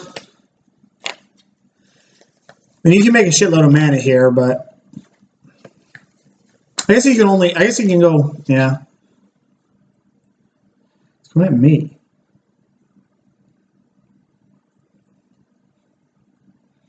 It was like a Dwynen's Elite.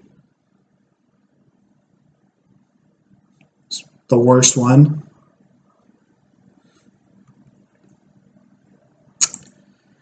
Oh, the Dwynen's Elite. No.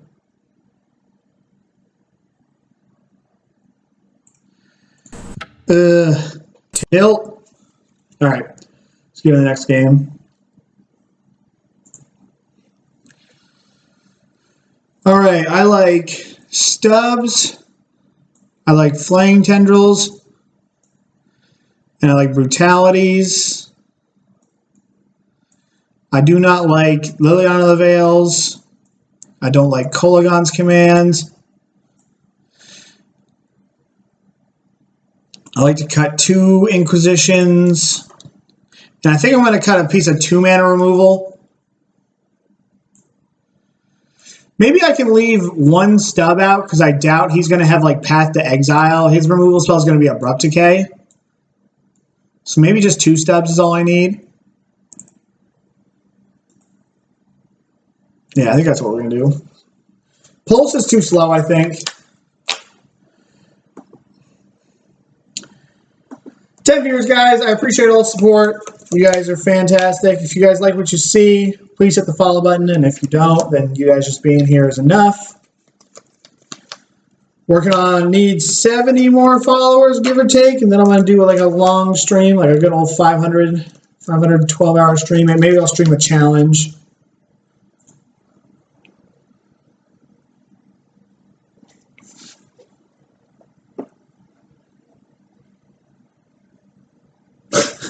Either that or we're both doing it wrong. So I've got a push, and I've got an Inquisition, and I've got a stub. I have all the interaction here. And I think in this magic, in this matchup, I'm going to be able to trade for 3 things right off the bat no matter what, and I get a redraw. I think I've got to keep this hand. I would not keep this hand against like a mid-range deck or anything like that, but I think this hand is worth it.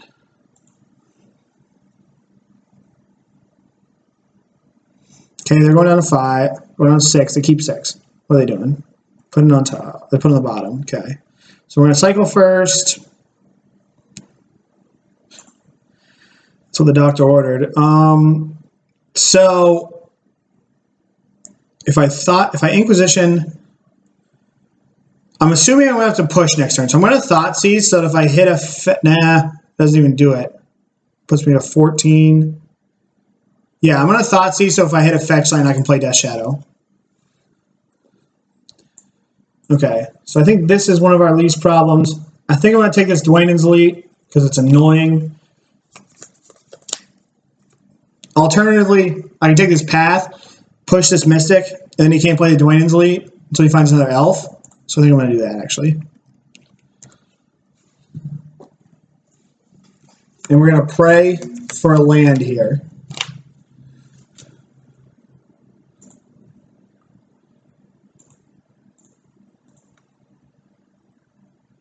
Didn't get it. So I think I'm actually going to wait and see if I can bait him to playing this Dwynen's Elite, and then I can push this Elvis Mystic in response.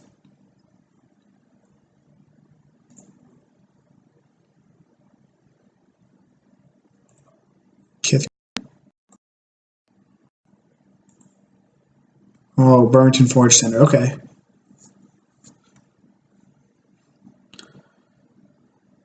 So I'm actually going to take this damage, and then I'm going to push this.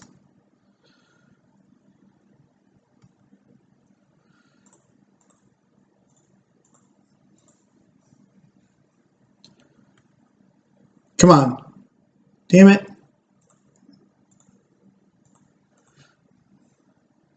I think I'm playing Jeskai Facility Standard at PPTQ. Not really sure why. This one I sleeved out. I'm tired of playing as in, and I don't have baubles and paper.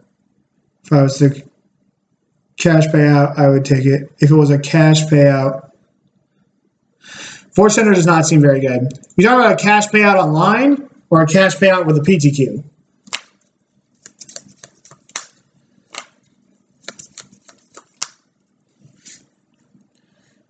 Come on in, man. Let me get my Death Shadow down. If I draw a fetch land, I really think I'm... Oh, what is this? All right. Come on.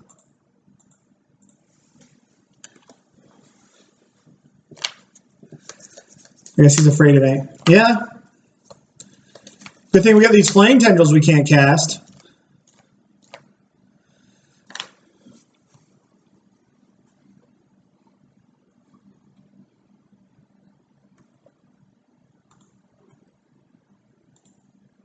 Come on. So how does this work here? Damage. This doesn't deal damage. Sweet.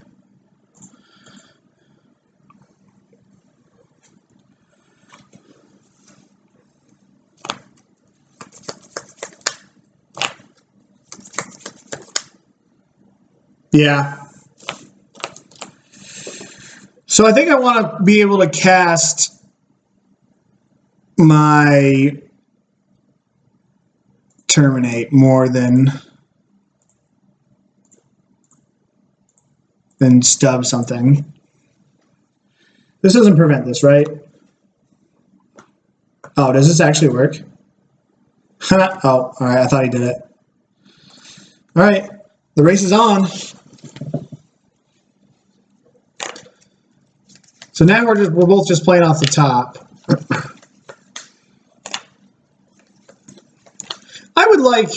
I think I'm gonna try for the Pro Tour next year. I got a buddy, and I think we're gonna give it a shot next year.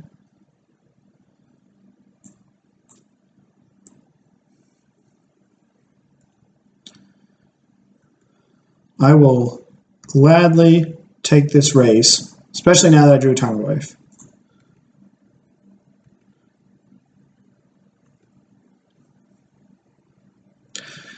I'd like to make that, I don't know, like, I spend a lot of time playing and a lot of time thinking about Magic.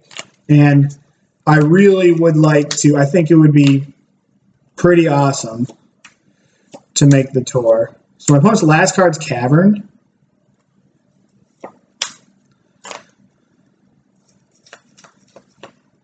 All right, sweet. We should be good here. As long as there's not some, like, if we draw, yeah, opponent just concedes.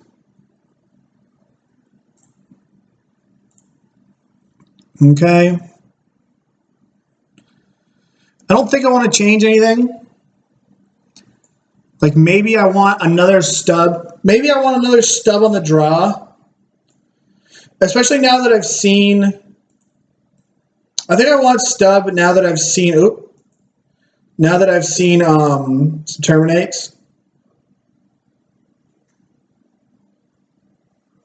I would like to play Legacy. I think Legacy is a lot of fun to watch and a lot of fun to like I'm playing in the team tournament.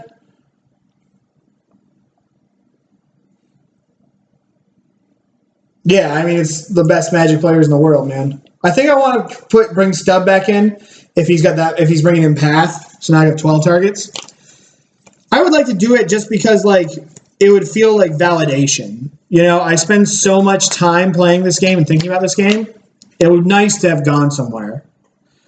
I don't think I can keep this. We don't have a payoff, and we don't have a way to interact on one, so I'm going to ship this. I like this hand. We have perfect mana.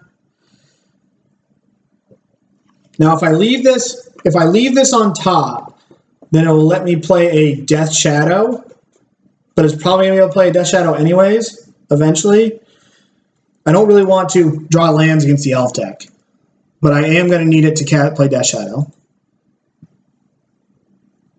Yep, so we'll just Tar Fire that thing. Oh, I'd like to. I'm going to get a Stomping Ground here. The land that you fetch for the least.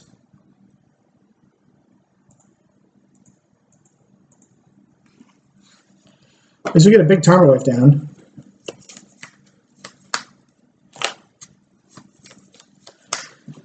If I draw a land here, oh wow, we're Collective Brutalitying. So, well, if they're drawing a land, I might not Brutality. Let me see. Yeah, if they're drawing a Dwayne's Elite, I'm definitely. And I don't think I'm ditching anything. I think I'm just nugging this.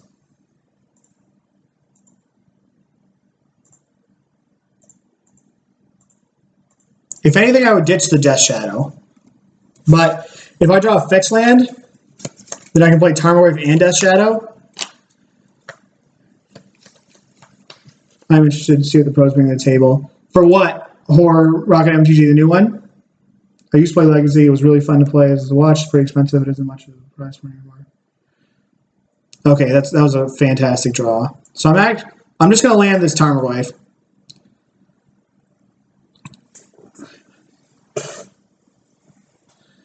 Yeah, that and lands. I think lands is a really good deck.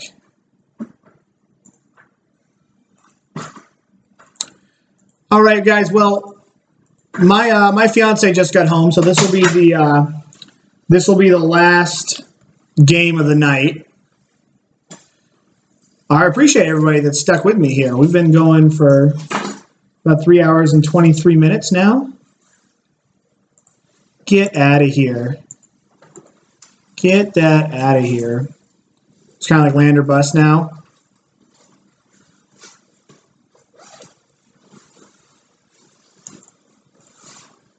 Now my opponent's dead. Right, so this is 14, this Death Shadow. Alright, that's another good draw for later.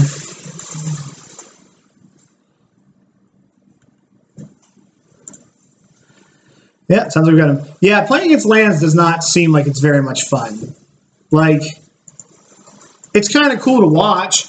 It's cool to listen to Jody Keith talk about lands, but I am drawing high. I've been drawing well all night, yeah. So, all right, guys. I guess we end the stream without knowing whether we 5-0 or not. So, but I mean, we ended the stream going 1, 2, 3, 4, 8-1. So it was a pretty good way to start it here. The deck operate well, ran well. I mean, I mulliganed a bit, but like I tend to mulligan pretty aggressively. So I still think this deck's very good. You know, you've got to have a play style for it. It's not like it's like Grixis Death Shadow is superior, but this deck's very good. You're gonna have to check out, yeah, you too. Rafa Camario, you're gonna have to check out my Twitter, which is down there further to get the deck list. I didn't update Nightbot for this stream. So I hope everyone has a great night, and I will see you all on Sunday.